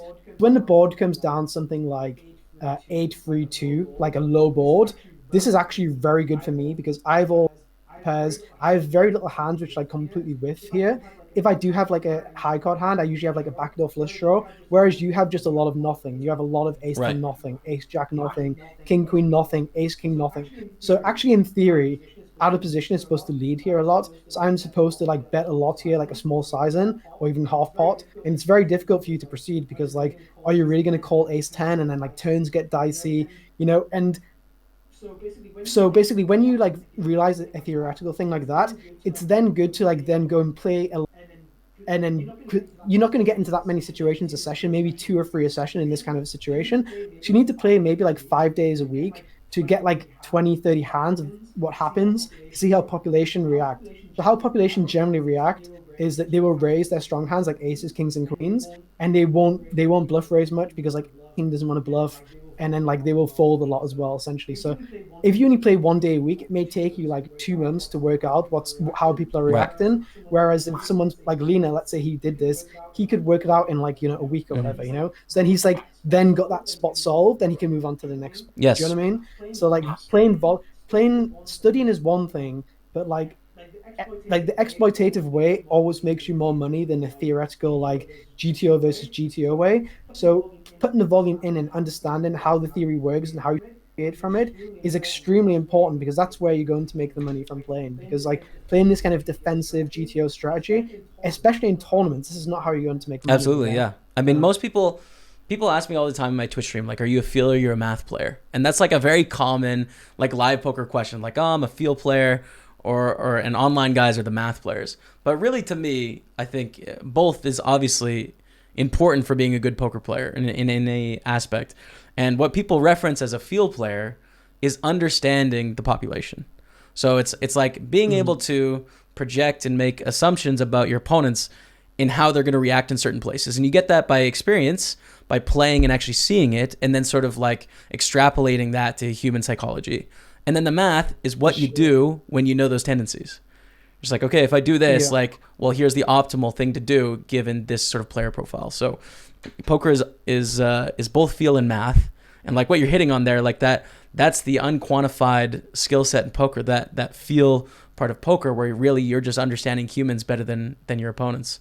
And Yeah, and the best players in the world are the ones who can exploit. They understand the theory, then they know how to deviate. Because like you have to know the theory to be a field player. Like you can't like let's say that someone should see bet like 30% or 50% or whatever. Like you need to see where people are like making incorrect things for you to then Yeah. exploit and then make the adjustment on it. You know, like if you know someone should use like a 70% size in on like 942 button versus big blind, that they use a 30% size in, then you can start like understanding how to get to the next level and like exploiting them. But if you haven't done the theory work, you're probably just gonna think, okay, yeah, it's just the Yeah. standard size and or whatever. You You know know what what I they're mean? doing, but you don't know how I to think take advantage of it. Yeah. exactly. And if you think of someone like Negranu or Helmuth, like these kind of guys actually like they're very good at like exploiting people. Do you know like they're very good at like understanding the mistakes people make and then kind of like doing the thing to punish them. Like I think in almost every game the top winners are always the guys who are playing like um yeah. Yeah. Absolutely. Absolutely. All right. Well, thanks for that answer. Let me see here if there's anything. We've touched on a lot. We've talked about a lot here. Okay. I have three more things. One, party poker. When did you start with party poker? How did that all come about? And sort of what is your role? What do you work with party poker on now? So like I said earlier, I had this initial conversation with Rob when party literally, you know, hardly anyone playing on the site, and we started to make slow changes. So at the time, the best tournaments on PokerStars were the 22 cubed. I'm not sure if you Oh yeah. remember this Yep. tournament, and the $11 rebuy. And at the time, stars were like raking rebuys and killing rebuys. So we saw like a gap to kind of add rebuys onto party, but people didn't really take them too much. They did okay. It brought us a little bit of traffic. Then we started adding more and more stuff that people wanted. And I've always acted in like kind of like a consultation role. Like I'm not the guy that is going to like travel around, stop every week wearing the patch, grinding these live tournaments. Like I think I can add more value in different ways. I like I said, my job was being a poker ecologist. Like I did this professionally, like for PokerStars and for all the sites. Like I was hired by almost every site with a team to like give this kind of feedback. So like being a pro with like an image as well as being able to understand what's going on and being able to like take feedback and give the right feedback to the team, I think is kind of unique in a way. Like it's tough to have like the combination of both of the things and also to enjoy it. Like I enjoy someone writing to me something which is incorrect and me having a conversation and explaining why they're incorrect about the thing and for them to have a better understanding of the poker ecology. So if someone writes to me on Twitter and says, this is bullshit, why are you doing this, this is wrong, then I can reach out to them and be like, no, it's right because of X, Y, and Z. And that for them to understand and then to agree and then in the future to have like a better understanding of the poker ecology, to be more sympathetic about future changes, but also to sometimes disagree and to educate me as well. Like I have conversations about poker ecology all not all day every day, but every day for like hours for sure, whether it be with Rob, whether it be with high stakes players, whether it be with people I stake, whether it be with like internal people from party poker. Like I'm thinking about poker ecology like all day every day, at least in some way. So if I'm also educating and learning myself, like what's right, what's wrong. Like we've made loads of mistakes with party poker. Like we've changed things about. Like I think the biggest strength about party is that they're so dynamic with the changes. So as soon as something stops working, we don't allow the tournament to just die and die and die for months and months and years and keep some prestige name or some bullshit like that. If it's dead, we kill it and we move on to the next thing. We try something else which can work. You know. So I think the only way you can have a perfect schedule is if you keep tearing down the things which don't work and add in the things which Right. work, you know. And then so yeah, I like working with the team doing that. I don't necessarily like, you know, going to play $100 tournament and somewhere and wearing a patch and, you know, like doing that kind of stuff. It's just not my thing, and they understand that and they respect that too, and they don't ask me to ever do anything like that. At the same time, you know, I'm playing high stakes on the side. I play fast forward on the side. I'm playing like fast 500 fast forward very often. I'm playing high stakes tournaments on the side very often. I'm playing, you know, World Series and big tournaments like I go to Rio, play millions, all that kind of stuff. I will play that stuff, and you know, I just don't do the whole kind of like sponsored pro Right. stuff. I don't want them to give me buy-ins and then to play for buy-ins and give them profit thing. You Yeah. know, like that's not what I want to do, Yeah, kind of thing. I mean, I think the structure of being a sponsored pro used to be so specific. You know, no matter what site you were, it was like a very standard deal of like you get this, you know, or whatever. But it really doesn't have to be that way. Like that, you know, it was a system, but I think there's so much room for there to be openness and sort of collaboration with poker players and poker sites. So I think it's refreshing that you can have, you know, sort of a sponsorship and consultation role with them, and they let you just be, as opposed to like, we need you to stream, we need you to do this, we need you to go to this event. Like be able to create your own role and provide value in your own way. That's really cool. Um, And it's also similar to poker strategy. I like that I can do little bits of like the VIP team. I help with small thing, or the product team. Like when a new software comes out, I'll always test it first and do like the beta mode and then give feedback, stuff like that. I like that they keep me involved in everything, and then I can understand and relay things back to people, because whenever anything goes down on party, it's me and Rob get tagged into a tweet like, "What the fuck are you doing?" So like it's good to know what's coming up, so then I can then react and like explain to people too, because like anything negative which happens, I'll get blamed for it, which is fine. I will also get praise when things go well, so I have to accept the criticism as well, for sure. Like the software going down, like I think around about a year ago, the software was very unstable. There was all these DDoS attacks on all the sites, and it's very frustrating for someone like Rob or someone for myself, where people are tweeting like, tell your company to spend more money on software or on DDoS attacks, something like this. And like all the sites are going through the same thing. It's a very difficult thing to stop, and it's like, you shouldn't spend money on a pro, you should spend it on software. It's not really how it works. They spend like millions and millions. It's not like all the money just gets pushed into a few high stakes pros who are playing, giving them buy-ins or something like that. It's not like yeah. And a lot of people think it's like one or the other. Like all the money has to be put into one direction, and it can get a little frustrating at times. But also I understand why people would think like that too. So that leads into my second to last question here, which is, I think you're in a very unique position where there's very few people in your spot, where you have a lot of experience in the industry on the operator side, as opposed to as well as being an elite level player. So you sort of operated at the highest levels on both sides. So I wanted to ask you if there's anything that sort of stands out, either from a player perspective or an operator perspective, that you think is a bit of a miss in the industry. Something that if you had the power to just like change people's thinking or change decisions, that you would alter. Sure. I mean, I think the most clear thing is bounty builders are bounty. They're structurally incorrect. So you have vanilla tournaments, and then you have bounty builders. So in every single casino in Europe, I guess in Canada, in America, wherever, there's live poker tournaments going on like all the time, like $30 tournaments, $50 tournaments, $100 tournaments, whatever. Like I know if I went back to my hometown, Newcastle, there'd be like 4 casinos with 4 different tournaments going on tonight, on every single day. If I go to London, I'm sure there's like 5 different clubs. If I go to Manchester, there's probably another 5 clubs. There's a lot of people who enjoy playing these vanilla tournaments. And these people are generally people who like to get value for their money. They go for the experience. They go to the casino instead of going to the cinema. They spend their £20 on an experience, and they want a good structure and all that kind of, right? So that's fine. With bounty builders, it's completely different crowd. So the bounty builders and bounty hunters and whatever else you want to call them, this is a kind of new generation of players that we can attract via Twitch. Maybe they're casino players or whatever else. And these are the kind of guys who want to gamble, right? Like they want to go for bounties. They want to gamble. They want things to be fast and furious, So this is definitely why there's more of these people than there are of the casino people, but there are still the casino people, and they need to be respected.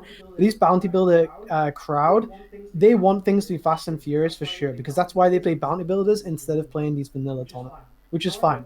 However, the industry has this standard bounty builder structure as 9 max tournaments. 9 max tournaments generally come from casinos, because casinos don't have enough space and enough dealers, so you need to fit as many people around the table as possible, whilst keeping enough cards for the flop, turn, and river, So 9-handed is basically the most you can, maybe 10, but that's the only reason why they have right? So we do 9-handed in these bounty builders or hunters or whatever, and they're like 250 big blinds deep, which is very counterintuitive against the structure. Like bounty builders, you want to be able to get a bounty from like hand 1. That should be the whole point, essentially, because you're playing them to get the bounty, So I think the 250 big blind deep, 9-handed bounty hunter builder whatever structure, I think it's completely bullshit. And bounty builders, hunters, whatever else, they could have been hugely more successful than they already are successful. Like they're very big right now, and this is with an incorrect structure, I think. Once they have a correct structure, which I think should probably be six-handed,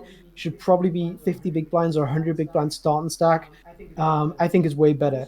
Also, with re-entry and late reg and stuff like this, it's very incorrect as well because they late register down to like 10 big blinds, 12 big blinds, 15 big blinds. But for a bounty, you can't register with 10 big blinds and be profitable because everyone else is going to have you covered. You can't gamble for stacks. You can't even get half the prize pool. A lot of the prize pool has already been eliminated. You can't even, it's not even there to take, Right. like even if you get lucky, it's disappeared. People have cashed it out already in the last 3 or 4 hours. So what I think should happen is probably unlimited re-entry and with a shorter late reg period and a shorter start and stack. So something like um, something like 80 big blind start and stack with 1 hour late reg and unlimited re-entry. This would promote gambling, but it wouldn't allow people to like make minus EV entry register into tournaments. And it would kind of, we've seen on like other sites, like even in 25Ks on GG and stuff like this, amateur players like to fire like 10 bullets. Like they don't want to be told you can only have one bullet or two bullets. So I think allowing people, if they want to go all in every hand to chase bounties, because that's why they're playing in tournament, allow them to do it. But don't try to milk them and let them go down to like 10 big blinds or 15 big blinds where they're just simply like losing so much money that way. So I think if someone wants to gamble a lot, they shouldn't play nine-handed because they're going to get crucified because everyone else's tight ranges and strong hands are just going to kill them. So I think six-handed, 80 big blinds deep, unlimited re-entry with a shorter late reg is the perfect format. And bounty builders, hunters, whatever, they could be 100% bigger than what they already currently are, Right. I think. That's interesting. I never thought about a lot of those points. That's really that's all right. Cool. I like it, man. The reason why they aren't for the counter argument is because people or sides want people to play as many tournaments as possible to rake as much money as possible. So like if it's nine-handed, I can play 10 different tables. If it's 250 big blinds deep, I will run aces into kings a few times or kings into aces, whatever. Then I'll like re-enter like more and more times. So it's like it gets max re-entry from people and max multi-tabling from people. But for me, that's a very short-sighted way to approach the ecology. We should be thinking, what is the most fun format, which is going to attract the most amount of people to make people come back more often. Um, so yeah, I would also say guarantees on vanilla tournaments. Like, you know, I think people have basically said, oh, bounty builders are good, so let's kill vanilla tournaments. First of all, the rake on vanilla tournaments are actually more than bounty builders, at least party poker. That's where it should be. So like vanilla tournaments should be in the site's best interest to actually run. But secondly, a lot of recreational players, there's no recreational player who plays in casinos 4 times a week for the last 20 years. Like the typical guy who loves playing these tournaments. They've not played bounty builders before. And a lot of like older people who have played poker for like 20 years, whatever, like they like pure poker, like vanilla poker. Like I know if I went back to my local casino, I know for a fact all of these guys would love vanilla poker, and they wouldn't really get the whole bounty stuff. Like they've tried bounty tournaments there, and they just They'd call don't it work. bingo. They'd ask like, "How many chips do you start with no regard for structure?" Exactly. Like the same questions every time, dude. Like Exactly. they want to be able to sit and play But for these poker people, and fold. They don't get big guarantees though. Like the sites don't gamble with the guarantees. Like if you take the 215 tournament which has been running like nightly on like rival sites to party poker, it gets like 10K guarantee, and it never really gets pushed because things which get pushed are like bounty tournaments, because there's more people see, people love bounties, so let's push bounties and let's fuck off the vanillas. But party added last week 215 50K masters, so this is 5 times bigger than like the rival tournament, and instantly hit 60K, hit 70K, hit 80K. The demand is out there.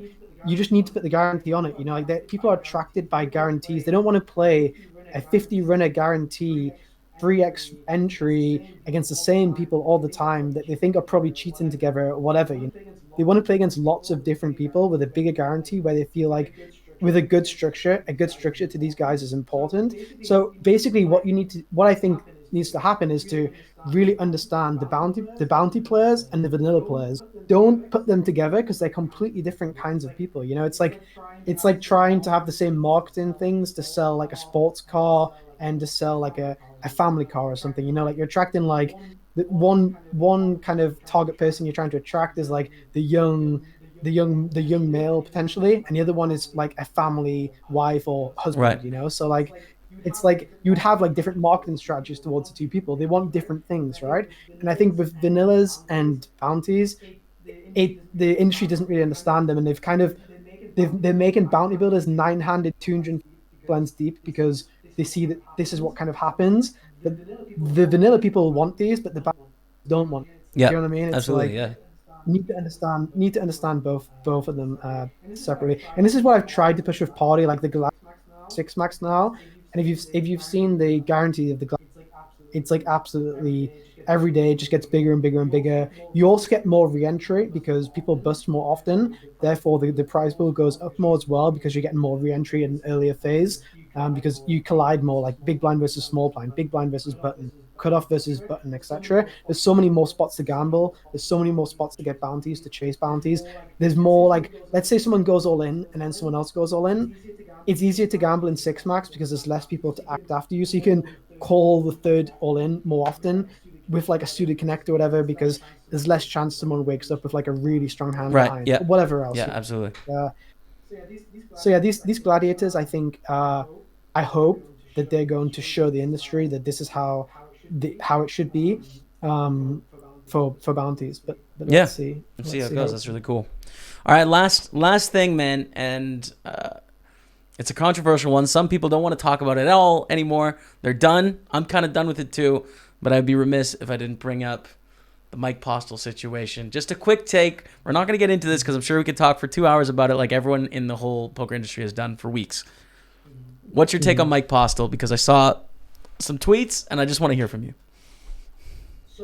So I think first of all, like, it's very difficult. Wait, it's a very difficult subject. There's like a lot of different points. First of all, I would say 95% chance he's cheating to like 99%. Very, very overwhelming cheating.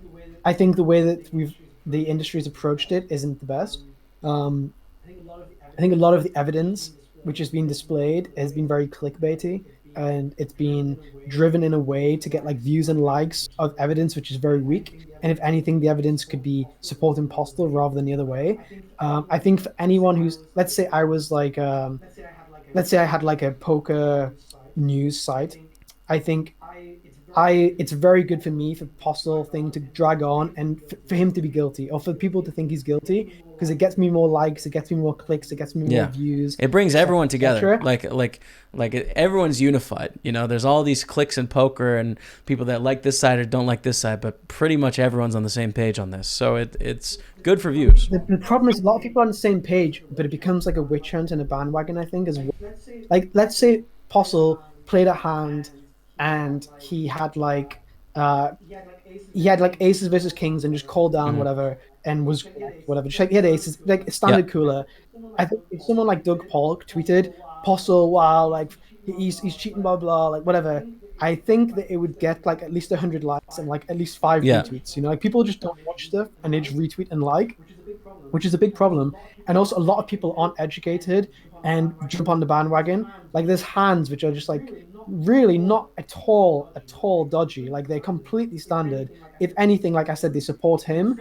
And if someone who has credibility, or if someone is a high stakes player, whatever, tweets it, if you're a micro stakes player, of course, like let's say I'll think of someone who's not involved. Like, let's take someone like Andrew Roble, right? If Andrew Roble tweeted out a video of like a Mike Postel thing, which isn't bad at all, but he posted it and it was like calling down like correctly, for example, of course, every amateur player who watches is going to think the same thing, that he's cheating. They would trust him, yeah. Roble's There's trust there, for sure. Whoever posts the content has a lot of responsibility. I agree. You know? They have a lot of responsibility on their hands. Like, if I started posting Postel things and people like, I have like a decent understanding of poker, I have a lot of responsibility to post these hands. If I post a hand, it needs to be very, very it can't even be borderline, you know?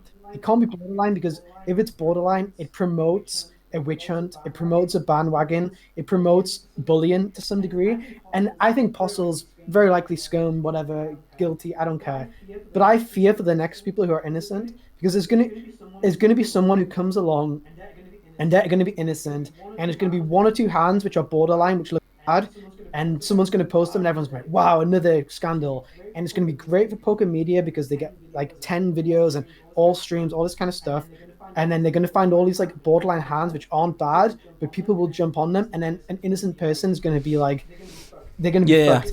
And this actually, and the reason why I think about this is because it's happened to me previously. I was on at the time when party poker was really surging up the ranks. There was I was playing EPT Barcelona, and I was on the feature table, and there was a lot of weird stuff going on, like with a patch. I wasn't allowed to wear this, and there was a lot of weird stuff going on. There was a lot of rivalry at the time, and we were on the bubble of it. We were on the bubble of the EPT Barcelona. I think, yeah, EPT Barcelona, and I played this hand where I 3x pot the turn or 2x pot the turn, like a huge, you know, when you're on the bubble and you do like a huge bluff to try to make someone just fold their entire range, like put huge pressure on. I put this huge pressure on this guy, and he called the turn. Then on the river, I checked, he went all in, and it was a bubble. So, you know, in the bubble of these EBTs or like millions, whatever, they go on, like each hand takes Yeah. like 10 minutes. So he went all in, and I was like, I had four high, like literally nothing.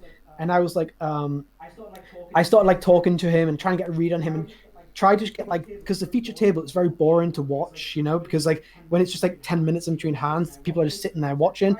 So I tried to talk a little bit into like give some banter, and like I went to fold my hand, and before I like threw my hands over the line, he like went to throw his hand in quick. They tried to like make me like reconsider almost, because like he was like really happy to Right, fold his yeah. hand, you know. I like took my hand back, and I was like, "Oh, you're weak. Like maybe I call you now." But like I had four high, or whatever. Like the whole table was like joking around. So anyway, I folded my hand just, and I was like, oh, I had four high.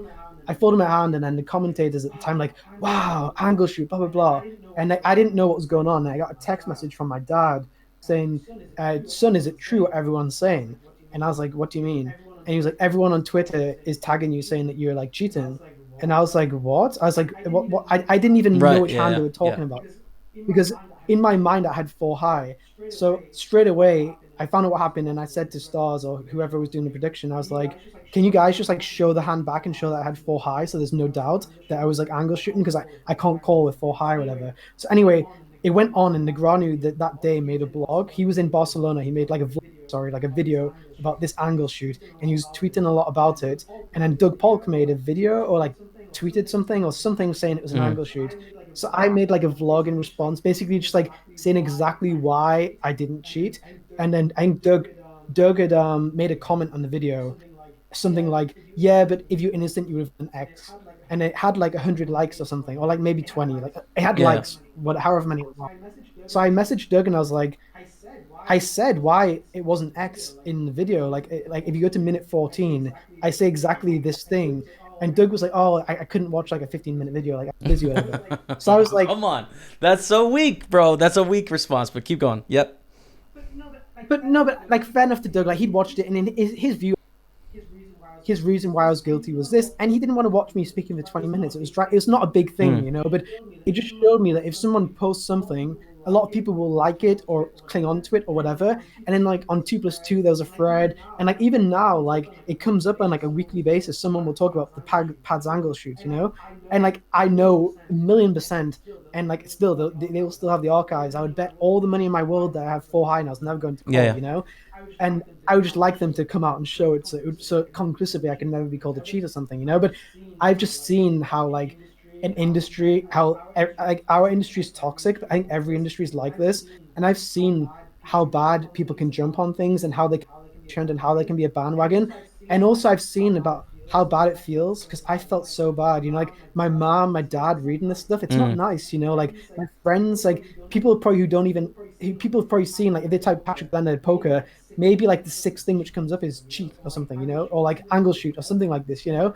And like obviously it's very far away from how the industry me, I think. But if I was going for a job in the future and someone like really search Patrick Leonard poker, they will see that I angle shot or something, you know, which like it can hurt people's credibility. And you may not even think by doing like a like or a tweet that you're hurting somebody, but like if they're not proven guilty, it's very dangerous to jump on a bandwagon.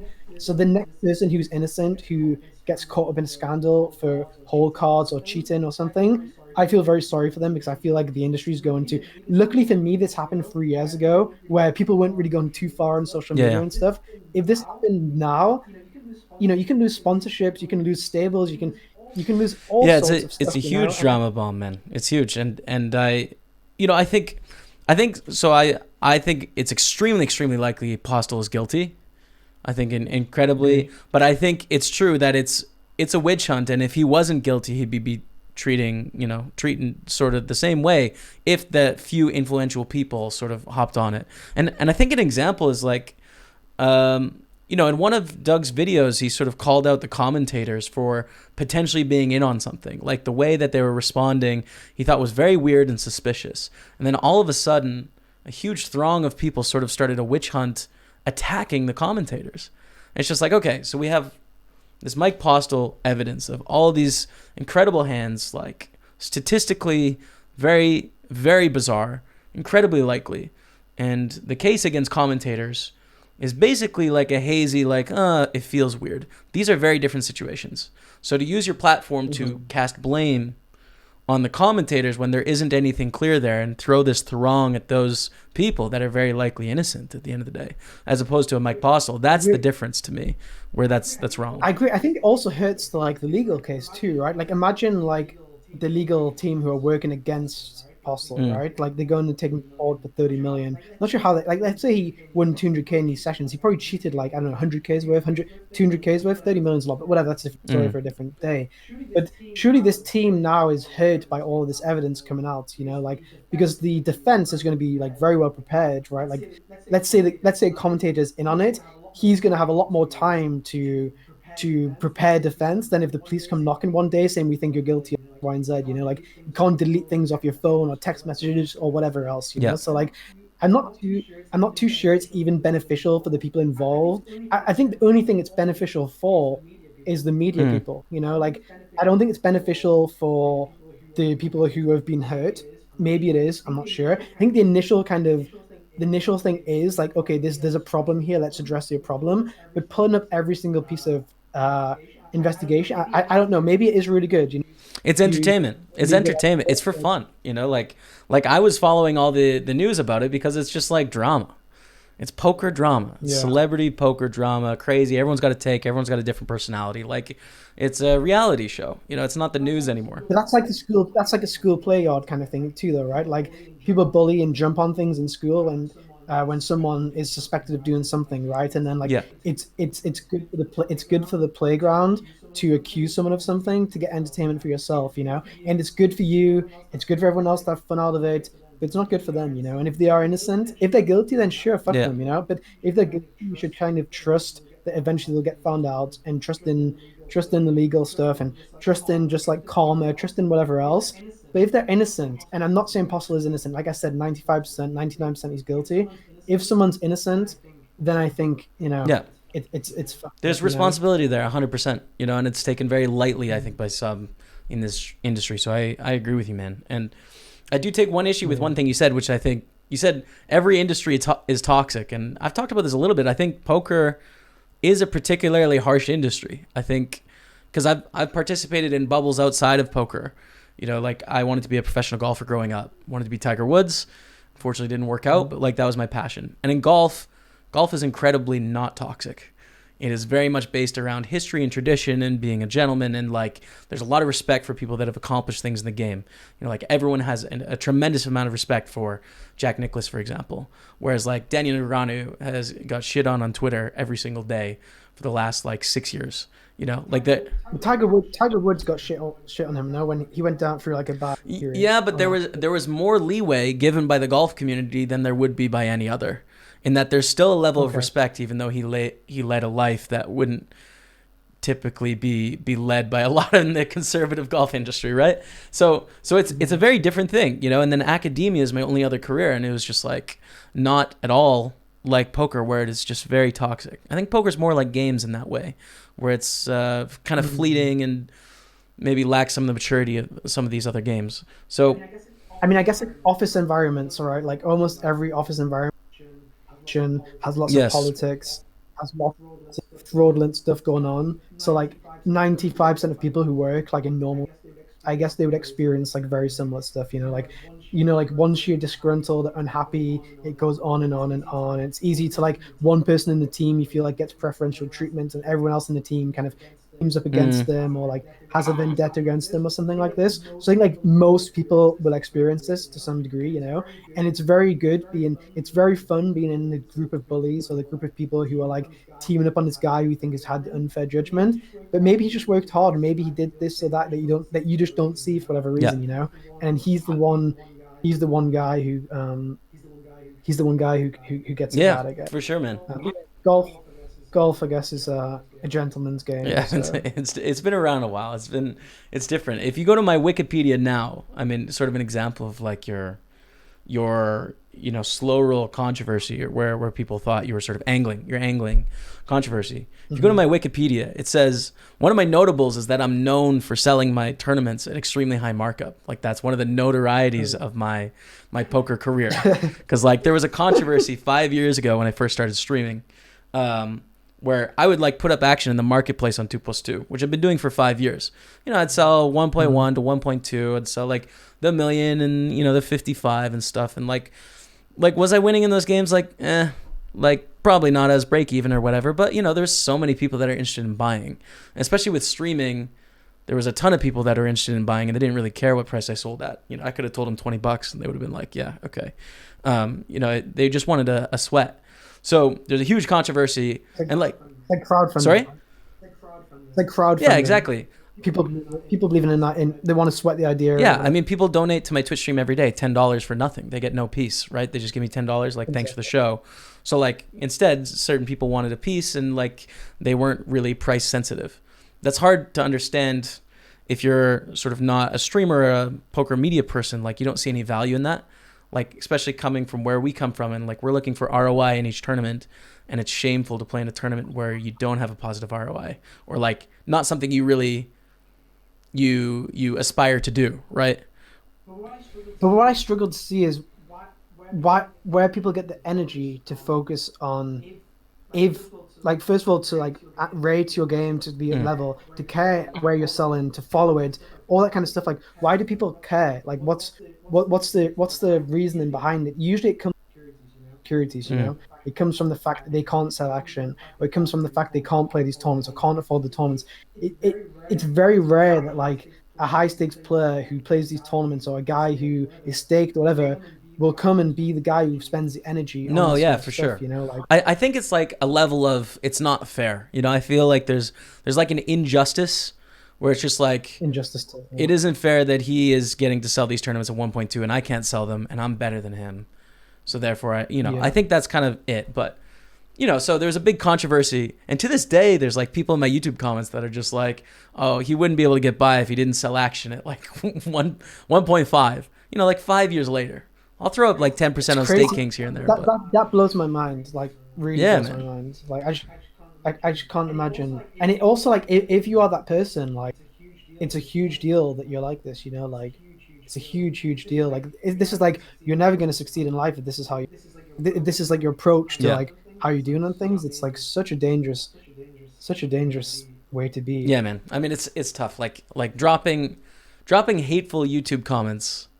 I can't think of any sort of successful people that I know that ever partake in those sort of activities. It's weird, but we all got to start somewhere. So, maybe they're on their road to improvement, but I think I have disliked the video before. Of course. I think I have liked the video before.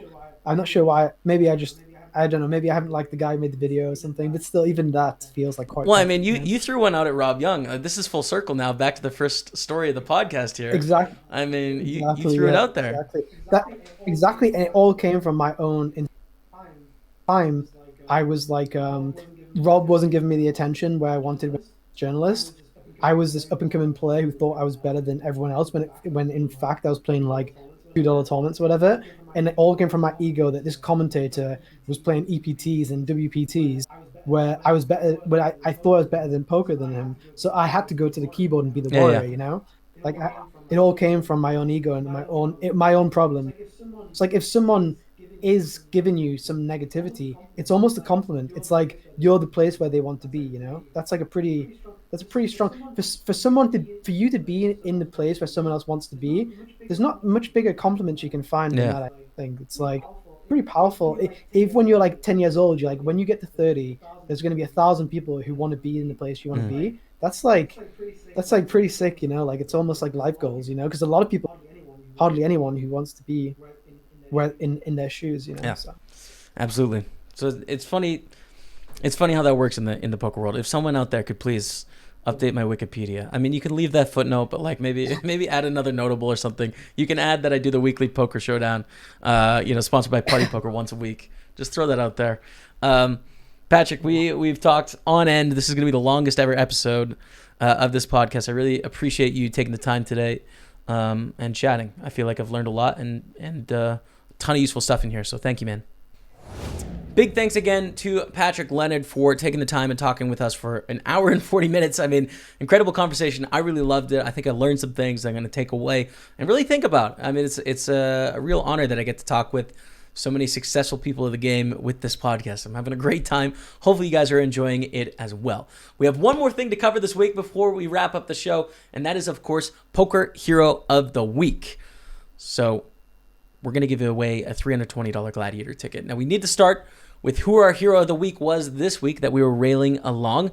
So, Processia89 finished 193rd place in the Gladiator, which was unfortunately out of the money.